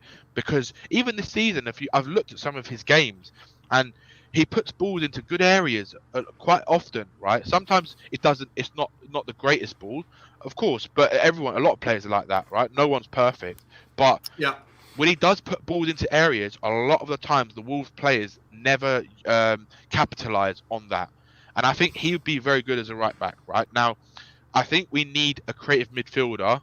Do you know what? It's hard to decide if you want a creative midfielder more than a centre back, because both of them are so crucial. Because we're looking at us right now, you can see how bad we are. Yeah. We don't have that Dyer or Romero there, because Dyer's so key. And obviously, Rodon's going to be. It looks like he might even go if they can get a loan for him. If I'm honest, I probably want a creative midfielder more than a centre back right now. I think who's your top pick for that, Bun? What, for a creative midfielder? Yeah, within the realms of realism, right? Like I know I gave you a question that was like, if there's 80 million to spend, and a lot of people in the comments are like laughing, 80 million, come on. But like, if it's, so let's say that you got if we could get something done for 35 million, 40 million, who would you, or whatever, an out of contract player, where we could try and get who'd be your top pick for that role? It's so hard to pick because look, everyone talks about Kessie and all this kind of stuff. Kessie is a great midfielder. He's not creative, is he? He's not creative. He's not. His role is like a box-to-box destroyer. That's what his role is, right? His role is like a Kante. That's what he does. He breaks up play. He gets the ball forward. He's aggressive. He's strong. He's good. He's a jack of all trades kind of player, right? He's good at everything, but he's not amazing at everything, right? Do you know what I mean? But he's a better level than most players in his position. Better level than Højbjerg. Better level. He's a better level than Højbjerg. Than Winksy. Yeah. Yeah, exactly. And he will improve any team he goes into. He's still not going to split the part. He's still not going to split the defense, is he? When the lower league teams sit back, so he's not going to split them. If you want my honest answer, who I think would be good enough, I would say the player I want the most is Ruben Neves. That's the player I would go for, all out for. I think Ruben Neves is an absolute world-class player. Yeah, he is. How much would he cost us, do you think? And do you know, he would probably cost around 50 million, I reckon. Yeah. But if I was going to spend any money on one player this window, if I had 50 million only, I would go all out for Ruben Neves. And do you know why? It's because the guy, we are lacking, right? We are one of the worst teams in the Premier League, right, for retaining possession. Yes. We cannot retain possession, right? We are 100% awful, right? Counter-attack side, we are. We are lacking players like a Dembele. Now, there's no players like that, like a Dembele, right? You're never going to get a player like that again. Yeah. You've had players that are similar, but you're never going to get a player like Dembele again, right? But you have to get someone who can do a job just as good in a different way, right? Now, Ruben Neves, he is so calm, so composed on the ball. He's a set-piece specialist as well. He scores set pieces. He's a great passer of the ball. His vision is brilliant. And he's pretty good defensively as well. He's a very good defensive midfielder as well. And you have someone like him in there, he will keep the midfield calm. He will keep possession. He will know how to keep possession. He will help a lot of players. My dream midfield three, right, would probably be Kessie, Ruben Neves, and the Skip. That's who I would have in the midfield, right? Yeah? Or if you're not going to get Kessie, you get a Basuma, someone like him, right? Or not someone like him, get Basuma. That's what I would do. Yeah, right? But that's 50 million as well, isn't it? You can't have both. You can't have Basuma and you can't have Neves, both, right? Yeah. But that's why you have to go for a Kessie, because he's a free agent, right? You could literally flog Ndombele and use Ndombele fee that you get for 20 million. Say I would flog him for 20 million pounds if you can get 20 million for him, and use that wages for Kessie and just give it to him, because amazing. He would be a brilliant player. But for me, to be honest with you, I don't know, because I watch other leagues as well. But from what I've seen out there, I'm not really sure. I know there's another player who I know Jack loves as well, Bruno Guimaraes. Yeah. He's another good player who's good. But the thing is, with him, he sometimes is a little bit inconsistent with his performances, especially when he plays against I think it's the smaller teams. So I'm not, and again, he's another one where you want to really see someone with what he's like in the Premier League. He's a massive gamble, right? And I don't think the money that they want for him is going to be worth the gamble, and I don't think Levy will do that at this moment. And I think someone was saying in the chats that there's a loan to buy option available for. Well, if there is a loan without an obligation to buy, right, and it's an option to buy, then I would say I'd be all over that right now, right? But for me, I just think what I've seen as current footballers right now, and I've always loved this guy since I first saw his name before he even went to Wolves, right? When he was, I think he was at Porto, Ruben Neves, right? Yeah. When I saw this kid, I was like, this kid is going to be a world-class player. And when Wolves got him, I could not believe that they bought him, right? And they are so lucky to have him because he is a talent, man. That guy, he knows how to pass, he knows how to retain possession. And for me, he's my dream midfielder for Tottenham. If we were to ever pull off a midfield coup, right, I think would be the best signing we've had since Rafa van der Vaart. Honestly, believe that. Love that, mate.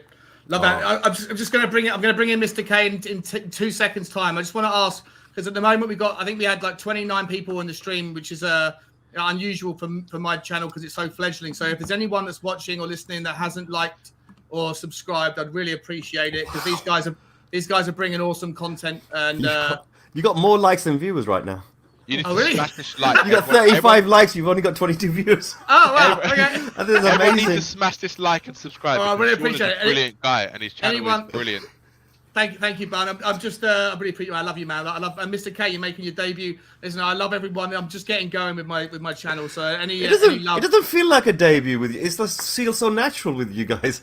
Yeah, the chemistry's easy with the three of us, and Ellie as well. It's a shame Ellie had to drop off. Oh, yeah, exactly. Did you read my comment, which I wrote on the I'm not sure. Maybe I missed. No, that was much earlier, right at the beginning. Hi guys, and who's that fantastic-looking babe in the? Oh, Ellie, yeah, she's awesome. She's awesome with the captains. Absolutely awesome, I swear.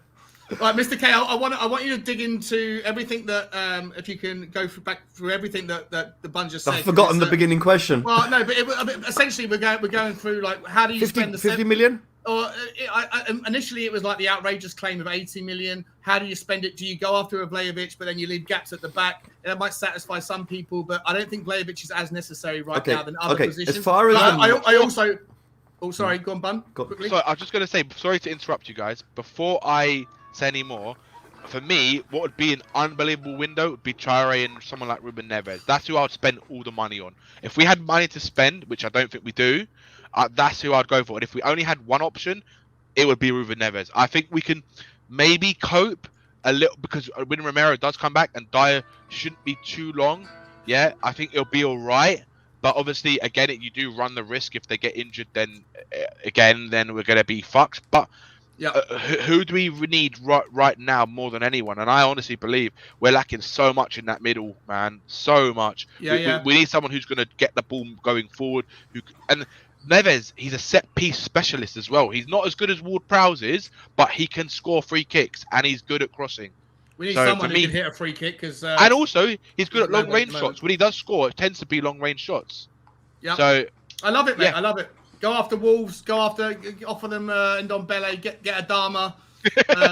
Get Neves. Rip their whole squad apart. Mr. K, I want to come to you with your feedback, but I also want you to address, if you don't mind, a question that someone asked a long time ago. I never got a chance to see it. I grazed past it.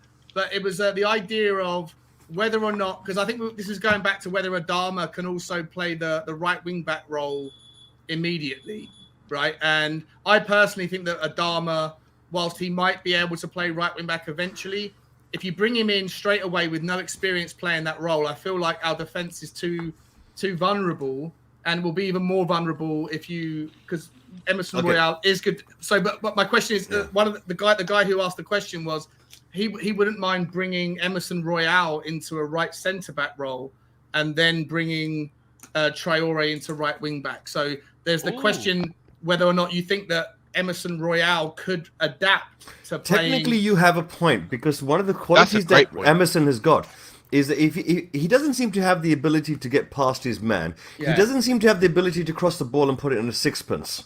Yeah. Right? So that means that basically means that he can't go out there and bring it in. He can't go out there and get past anyone to break the lines. So, but what qualities he does have? Energy. Or he's young. He's decent defensively. He's defensive. Good defensively, right? So if you have a 3-man defense, and this man over here is gonna stick to the right, then that is kind of a good position. But that's where Romero is currently right now. So that might be an option. Now, if you send Tanganga out on loan, right? Back to then you're losing a very important option, defensive player. Yeah. And you cannot let your defense get so much down to such a skeleton crew, because if somebody gets injured or you have got so many games, you need people there. So I believe that right now Tanganga is much better at that particular position than Emerson is. Yeah, for sure. Right, so it makes no sense.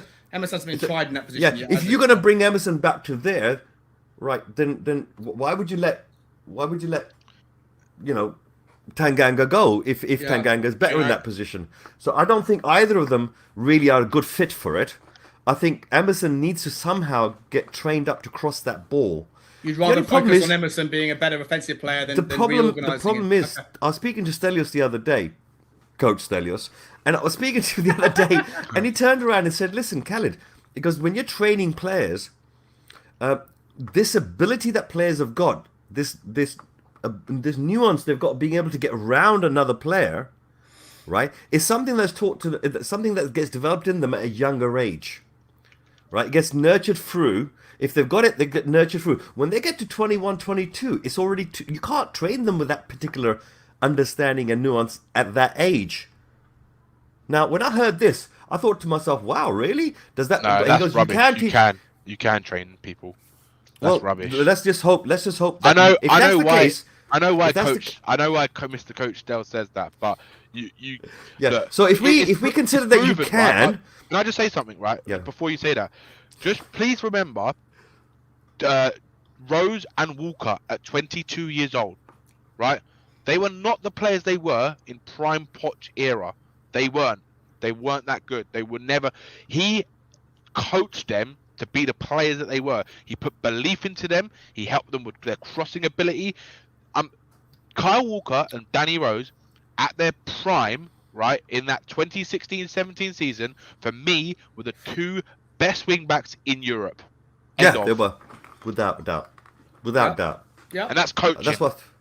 That's why I feel sad about Rose in the first place about that. But so if you can train this guy to cross the ball effectively, right, knowing when to do it and so forth, and you can get him to cross the ball that goes past the first defender, that'd be really handy. It'd be really handy skill to learn. It's a massive problem right now. Yeah, it's insane. It's a problem, but it is a problem. Yeah. When I was watching the match, that's what I could not see happening. When I was watching the match, I couldn't see him getting past people. But he's a young player. He's a young player. So let's just assume he could do that. Now, with Adama, right? Now, when Poch was there, we bought Sissoko, right? And if I remember rightly, Sissoko was actually a right-wing player who we brought more into the midfield, right? Yep. And what he did was he played in the inside lane of the right wing. Because he didn't go to the middle of the pitch. He went to the inside lane on the right-hand side. So you have your fullback or your wing-back that's running along there.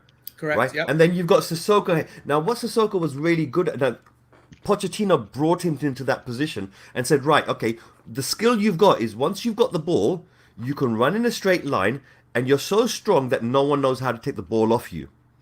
Yep. You can break the lines. Right, so instead of having to pass the ball cleverly to someone, you can break through the lines and then pass the ball. Now, obviously, if you look at Adama, he's exactly the same as Sissoko, except he's a million times faster. Yeah, he is. Right? Yep. And that's been an issue for the past for the rest of his teammates, is that by the time he gets to the byline, no one's there. Yeah, no one's there in the middle. But I take that point, 100%. We've got fast players in our team, though. We've got Sonny, extremely fast people. We've got Mora as a fast person. So and also on top of that, I think Reguilon can get up there, or Sessegnon can get up on that side. I'm not worried on the far side. I'm not worried about Adama offensively. I know everyone's saying about the lack of crossing. I take your point. I've been saying the same thing, Mr. K. I think that the problem at Wolves is there's not enough pacey players to keep up with him. Like it's like he gets criticised a hell of a lot for passing into no man's land. It's only no man's land because he's like miles ahead of everybody. Like it's like Speedy Gonzalez. It's just shut off and listen. He's only 20. He's only 25. Conte will train the uselessness out of him. I'm worried about him I'm worried about him defensively. That's my concern as well, Sean. My concern is him. Were you happy with whether he can coach Stevie B? Were you happy with Stevie B when he played in the right wing early on? I think under Nuno, or I can't remember. It was either Nuno or Jose. Right, Jose. He played him on the right wing, and when I watched that particular game, I liked what I saw. That Stevie B was getting stuck in. And I thought to myself, wow. I mean, but at the same time, I was thinking, I don't want to waste that player over there. I want him to be in the front. But the thing is, he's got the stamina and the energy to go up and down that pitch. That's the whole point. And the whole point is that if you have a good enough right centre back, who is essentially going to be either Sanchez or Romero, then they should be able to cope if Traore is beaten. And that's the whole point. Is when you have quality, right? Yeah. They should be able to cope. It's simple football, right? Do you remember under Jose? Players, they can deal with shit. But Danny, do you remember under Jose, right? Yeah, when we played against Wolves, we had to get 5 or 6 of our players to individually go and foul tackle, to tactically tackle Adama, and be willing to take a yellow card for it. Yeah, and yes, even Kane came back to take at least one challenge on him, and he was that dangerous against us. This is what I mean by he's gonna literally cause mayhem and havoc if we sign him, right? And what about if you play a 3-5-2? But the thing is, that's the formation he will play. That's what he wants. Conte, I think people need to understand. Conte wants to play 3-5-2, right? He doesn't want to play this 3-4-3 formation. He's doing it to utilize what the players that we have right now. Once he gets his players in, he is going to play the 3-5-2. I guarantee you, I could put money on that, right?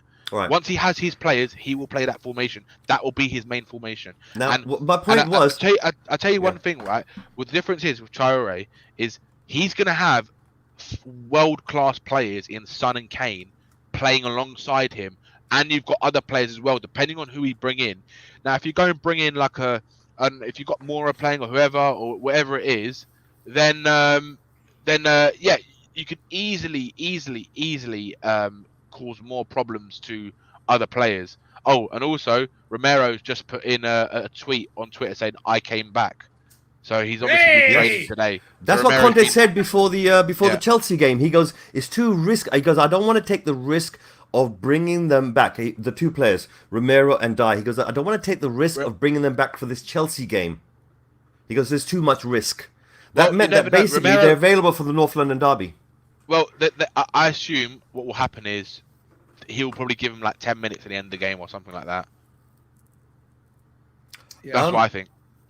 Okay, so basically, if you look at Adama, the reason why I mentioned Stevie B is because Stevie B on the right, when he's playing on that wing position, he has the ability to cross the ball. Stevie B actually has got a good blooming cross, right? Adama doesn't. So if you got Adama and you've got Emerson, and neither of which I'm not sure he's got a good cross, mate. I've seen him do some really nice crosses when he was on the right wing, on the right, when he played there, right? He has he's got assists from there as well, right? I don't think he's not known for being a good crosser of the ball. Like when I think of Stevie Bergwijn, I think of him as he gets the ball. His first instinct is to kind of do what Mora does now, which is to turn and run at players. But he's good at that as well. He's very good at that. But I feel like he has the I've seen him. I'm not saying. Look, I've seen him do the crosses. I've seen him do the passes, and these are the things which are missing from Adama's, abilities to do. Yeah. So really, what it is with Adama, right? What you want with Adama is you want him to get the ball, and break the lines, and then use the players around you. But do you think Adama can do it? Do you think Adama's got the frame? Right, the guy's like a sprinter, right, or a boxer, or a beefcake down the gym. Do you think he has the consequence of having the frame that he does? There's a lot of benefits to it, but one of the negatives of having that frame is that those muscles chew up oxygen like I chew up a Big Mac on a Friday night, and I'm not entirely sure that he will be able to do that for 90 minutes. Yeah, all the time, especially in the formation that Conte would have him play. Well, look, we played against him, right? Yeah, under Jose, that match I was talking about when he was under Jose, right? Yeah, right, and we had to chuck everything but the kitchen sink at him to stop him. Yeah, that's how dangerous he was against us. So dangerous. Yeah. Right. So why can't we turn him around the other way and say, right, okay, you're for us now. Over there. I want him in. I'm all about Adama in. I think he's going to be a superstar. I just don't. First of all, I don't know. If you want to put him in the right-hand side of a 4-3-3 at the top, then I'm all for that, and that's how I would play him initially. I just don't think you can bring someone. Are you talking about inside forward at the top? Or somewhere in the offensive three, somewhere in a 4-3-3, somewhere alongside, like maybe instead of Mane has come out and said that Adama is faster than him. Yeah. And this is what Mane we're talking about, is one of the most energetic, prolific, players out there for Liverpool, right? Yeah. So I believe, look, at the end of the day, we don't have a choice. Conte's going to have to train him. Levy's going to have to buy him. But, right? do you think is it risky? My point is, right. So this is the point of the conversation. Of course, it's risky. If you bring him in and you put him in the Emerson Royale spot, do you? I feel like as much as he had all the space in the world to run into, and he will be, if we get the ball and we can break, he'll be able to terrorize and he'll draw players over to him, and then all he's got to do is look up and just hopefully just pop it inside to Mora, to Kane, to Sonny, to whoever, right? So I think that I think this is where Danny was talking about earlier, right? Yeah, is that we've got good players that can get the ball and run forward with it, and they're going to get fouled. What Danny was saying earlier is we need somebody in the midfield that has the ability to take a bloody free kick. Yeah, we haven't got one of them, have we? Got nobody. And he was saying Neves, and he said, listen, if you got the money and you only got to get one player in, then get this guy in, because he's going to help us create chances, bypass the defense, and give our fast, like Stevie, if Stevie B stays, that is, Mora, Sonny, he's going to give those type of players, and even Kane, for example, because Kane is beautiful, Kane is perfect at receiving the ball. Give those players the opportunity to receive the ball. Yeah. And that breaks the defensive line. Right, right now we're not getting that. Right now we go forward, and if the defense moves in front of us, nothing happens. We end up passing the ball back. Yeah, but Adama's not going to. If the defense sit back, Adama won't do that. I'm talking about Neves. Neves. Sorry, I take your point. What I'm saying is the alternative to be having a creative midfield player who has the ability to pass the ball like Eriksen did, right? Yeah, the alternative to that is a player like Adama. Yeah. Who, instead of being able to cross the ball or pass the ball like that, he's going to have to break through the lines with sheer power, and he has that. So let me ask. So let me switch it up, because I agree with you. I would love Adama, and I think that the solution is, if you're playing against teams that are not, you're not so worried about from their our defense perspective, and I think Adama could fit into the right wing back role earlier than otherwise. If you're playing against teams where you have to, you're playing against Liverpool and they've got Mane down their left hand side, I don't want to see Adama defending against Mane. I think he'd get chewed alive, right? So. But he chased him down, though. But would he? I don't know. I don't know if he's got the ability to be able to break it down, right? Whereas I would have more faith that Emerson Royale could actually contain, a little bit. Personally, I think it's just a terrible mistake altogether that we're going to have two players on the right hand side that can't cross the bloody ball. Well, would you? So this is the question I was going to ask. If people look at Adama Traore and think, well, I'm going to overlook his defensive non-existence and put him in there because of the pace that he has, could you not make the same argument? And I'm just putting this out there, it might be a silly thing to suggest, but could you not make the same argument that you could play Lucas Moura at right wing back and let him do the same? Because he's got pace for days. He's not quite as quick as Adama, but he's still quicker than most defenders, and he's got better talent. He's got just as good dribbling ability, and he can cross the ball. Like, he can header as well.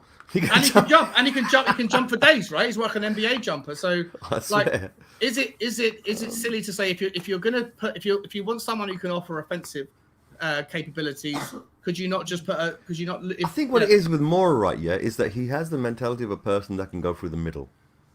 Yeah. Right, and to find a player that has that ability, that finds it comfortable in their minds, confident and comfortable, knowing what to do, like you feel very comfortable to be going through the middle, which is an incredibly dangerous place for anyone to take a ball into.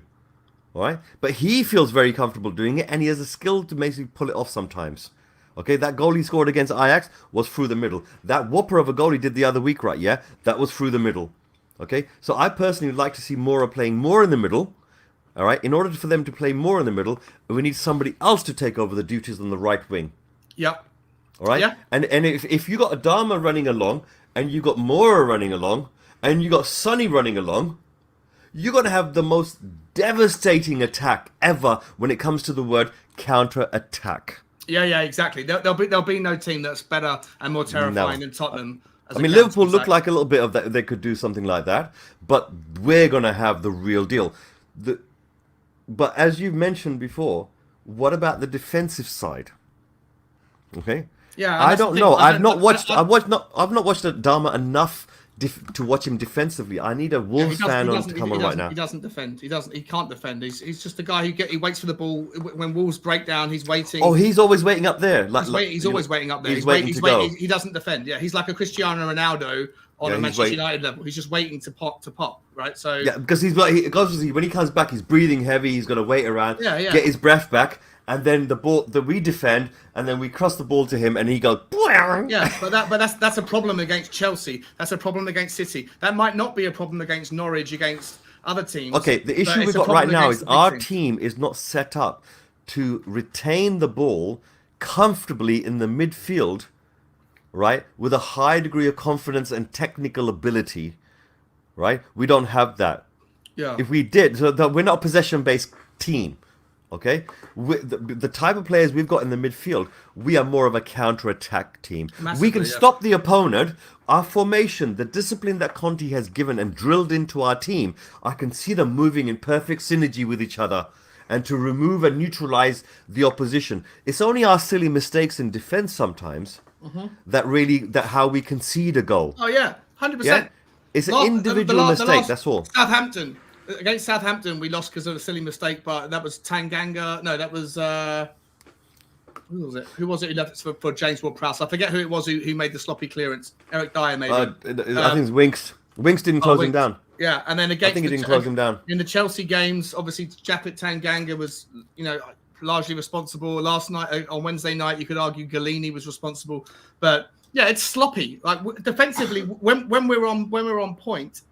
Especially with our back three of Dyer, Davies, and Sanchez, over the last 6-7 games, they have been absolutely phenomenal. And that's the thing, and that's in no small part down to the defensive mindset of Emerson Royale. You take him out, and you put in a Traore. I think if that's the plan, you can only do that either against lower league teams or lower teams that are lower in the league.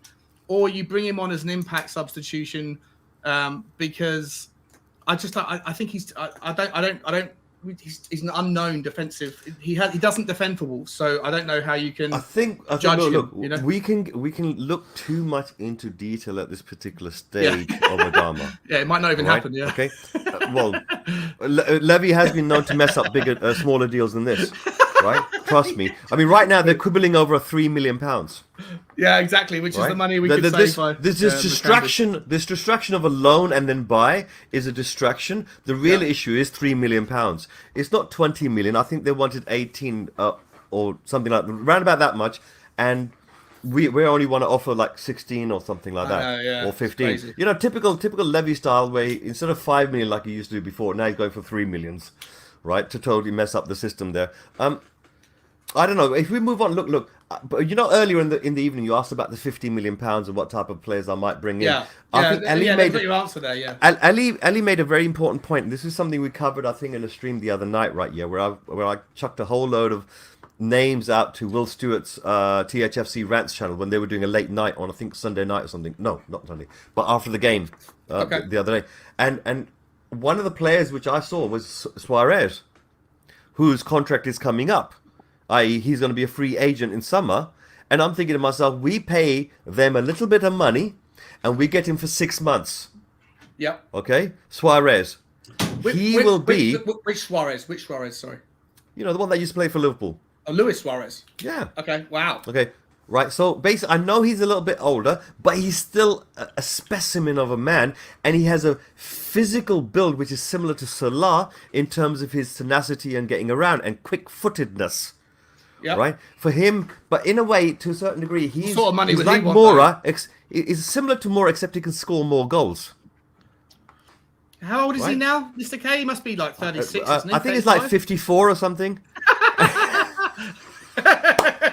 Yeah. He's definitely going grey. He's definitely like me. Definitely got the grey going. I don't know. We pay like maybe £5 million. We could have him for we could buy 6 months worth of player. Not even 6 months. Do you want to know he's a bit of a toxic character, isn't he? He goes around. He likes sorry, to guys. people. We need someone Danny. in our team to be toxic to the opposition because our boys are too nice. Yeah, 100%. 100% agree with that. We've lost Lamella, man. We need someone to replace. Yeah, we did. Need to replace even Dembele and Jan Vertonghen were a little bit like that.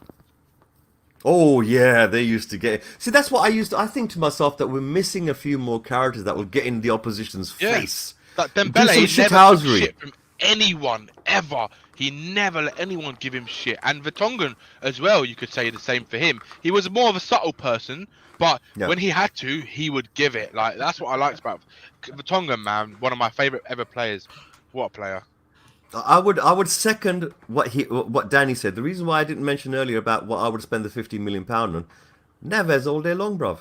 Yeah, Neves all day long. I don't care about an extra striker because we can convert one of our other players into a striker. You know what it is? It's not even that. It's the fact that you have to look at where we're lacking right now. And where we're lacking right now, I think the biggest problem is in defence and the midfield. Right?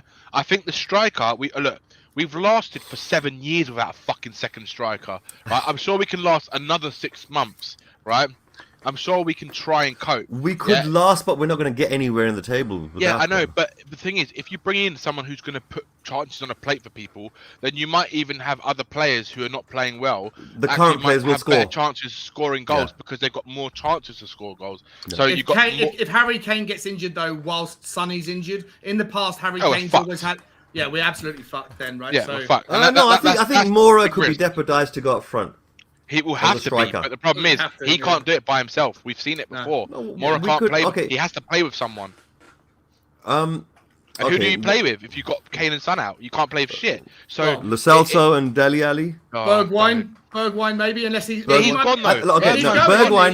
Bergwijn is the sacrificial lamb that we have to sell in order for us. Apparently, we have to sell to get to buy, right? Sell to buy. You can't play Adama up front. Adama's no, you can't do that. Right? No, you could get him. You could say to him, "Listen, dude, just run straight into the goal net yourself. Go and take a shot. Just run straight in. Push the goalkeeper out of the way. Just walk straight in there. Okay? You don't need to take a shot. No one's gonna get in your way. And if they foul you, you get penalty. And then one of our other boys will come along and stock it in the back of the neck. I jest, of course. I'm just gonna sit back and watch what Levy does because I can feel that he's squirming. Because you know what I read in the Daily Mail, right? Yeah, the article that was there about the ENIC out is trending, and the booing that happened for him to get Conte in the first place. I think Levy is feeling a little bit pressure to produce, and I think that's a lot of noise coming around him. He's a busy man. He just recently, he's got all these property deals to deal with, right? Yeah, and there's so much other things that he needs to do. He's got a director of football. He's got a head coach. He's got a board members. He doesn't need to do everything. I think. I wish he did nothing. I wish he. I'm always.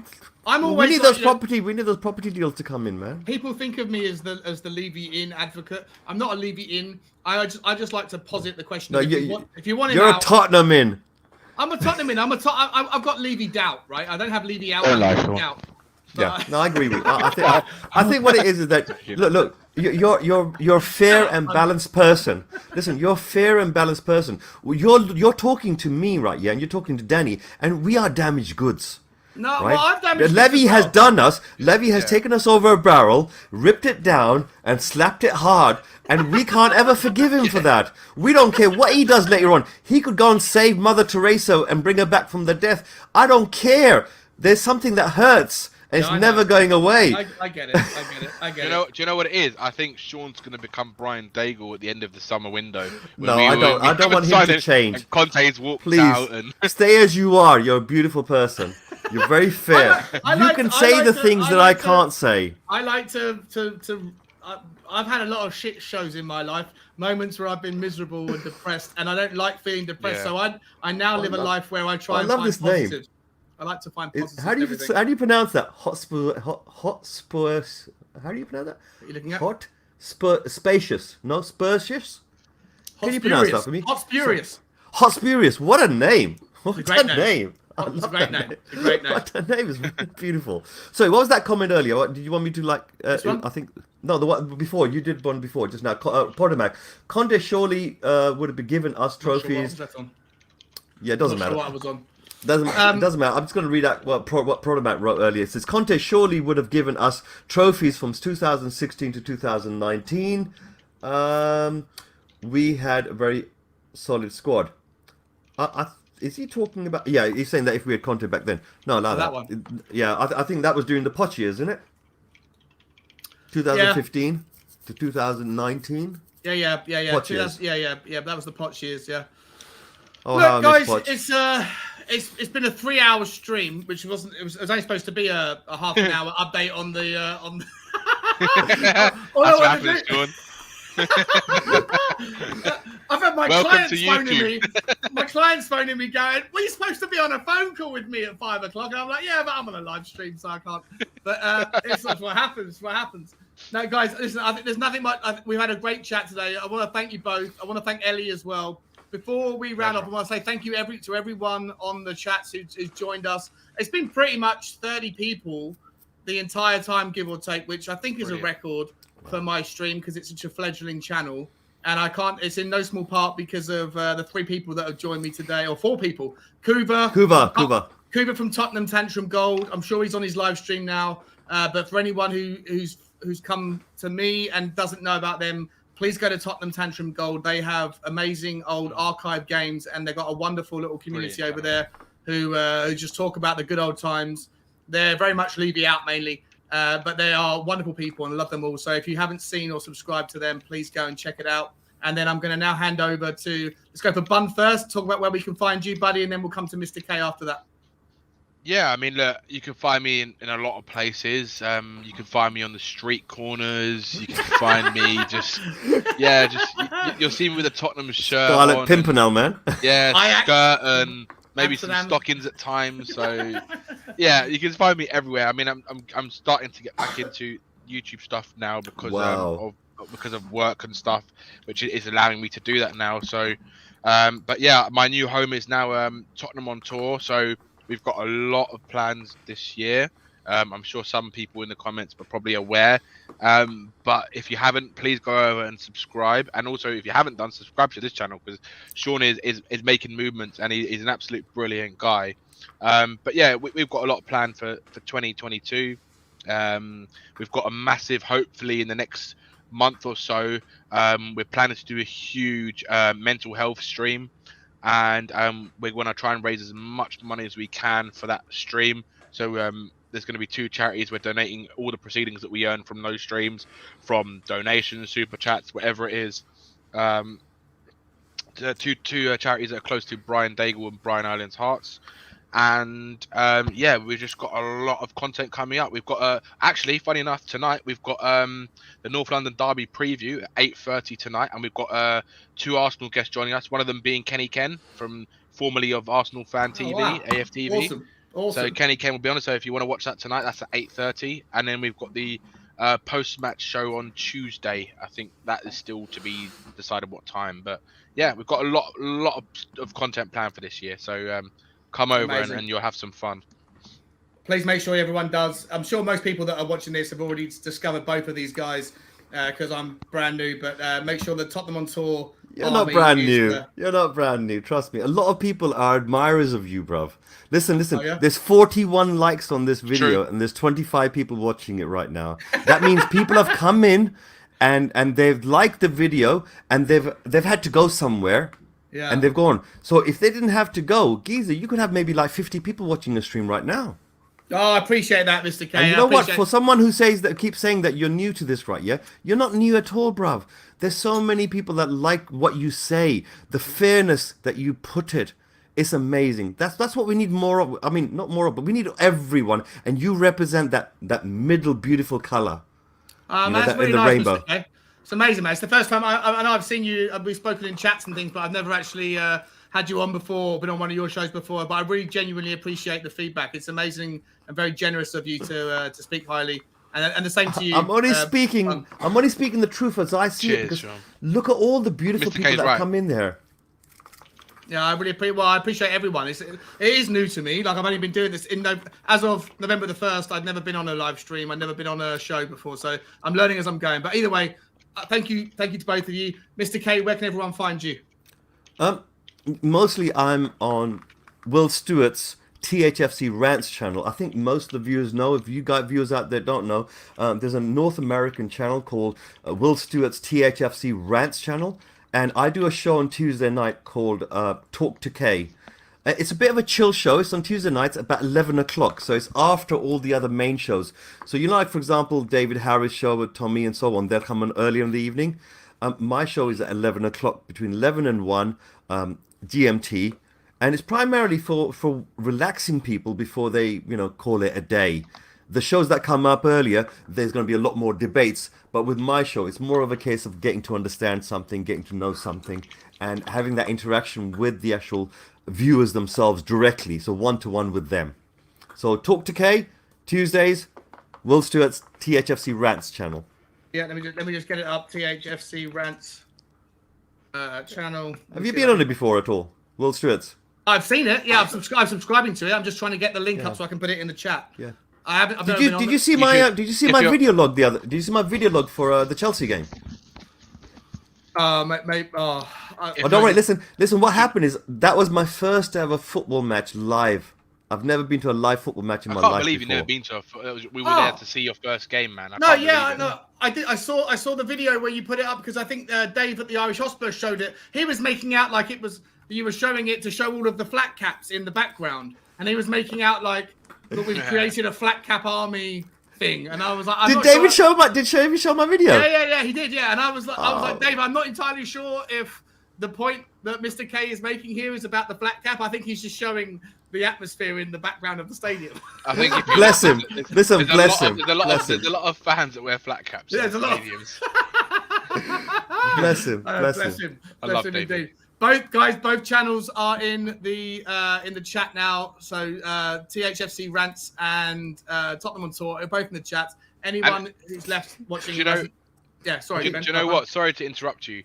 I think everyone, if they haven't done, they need to go over to THFC Rants, Will Stewart's THFC Rants, because if you are up late at night on I don't know, after 1 o'clock. If you go on some of those streams, sometimes they're hilarious, and there's a lot of fun that goes on. So, if you haven't been on there before, you should go. Everyone go check out, including the usual one, because it is brilliant. Yeah, I'm a subscriber. Brilliant. I'm a subscriber. It's fantastic. You should join some of the shows. It's good fun. Jump in there. I would love to. All right, guys. Well, listen. Thank you both so much, and also thank you again to Ellie and to Kuba for stopping by when they did. Really appreciate everyone for swinging by and spending 3 hours and 10 minutes with us ranting on about all things Tottenham. Big up for game day, guys. It's Sunday. It's going to be awesome. Anyone who wants to watch me again, you can see me on Tottenham. We Are Tottenham TV. I'm going to be in studio with Brains McLeod doing my first live gig with them. So I'm excited. It'll be fun. And you guys are going to be at the game, I guess, are you? Yeah, I'm going to be at the game. No, not yet. No? Okay. I got into that match completely by chance. What happened is one of my panel members had a ticket for the game, and they couldn't go, and we were trying to offer it out to the viewers.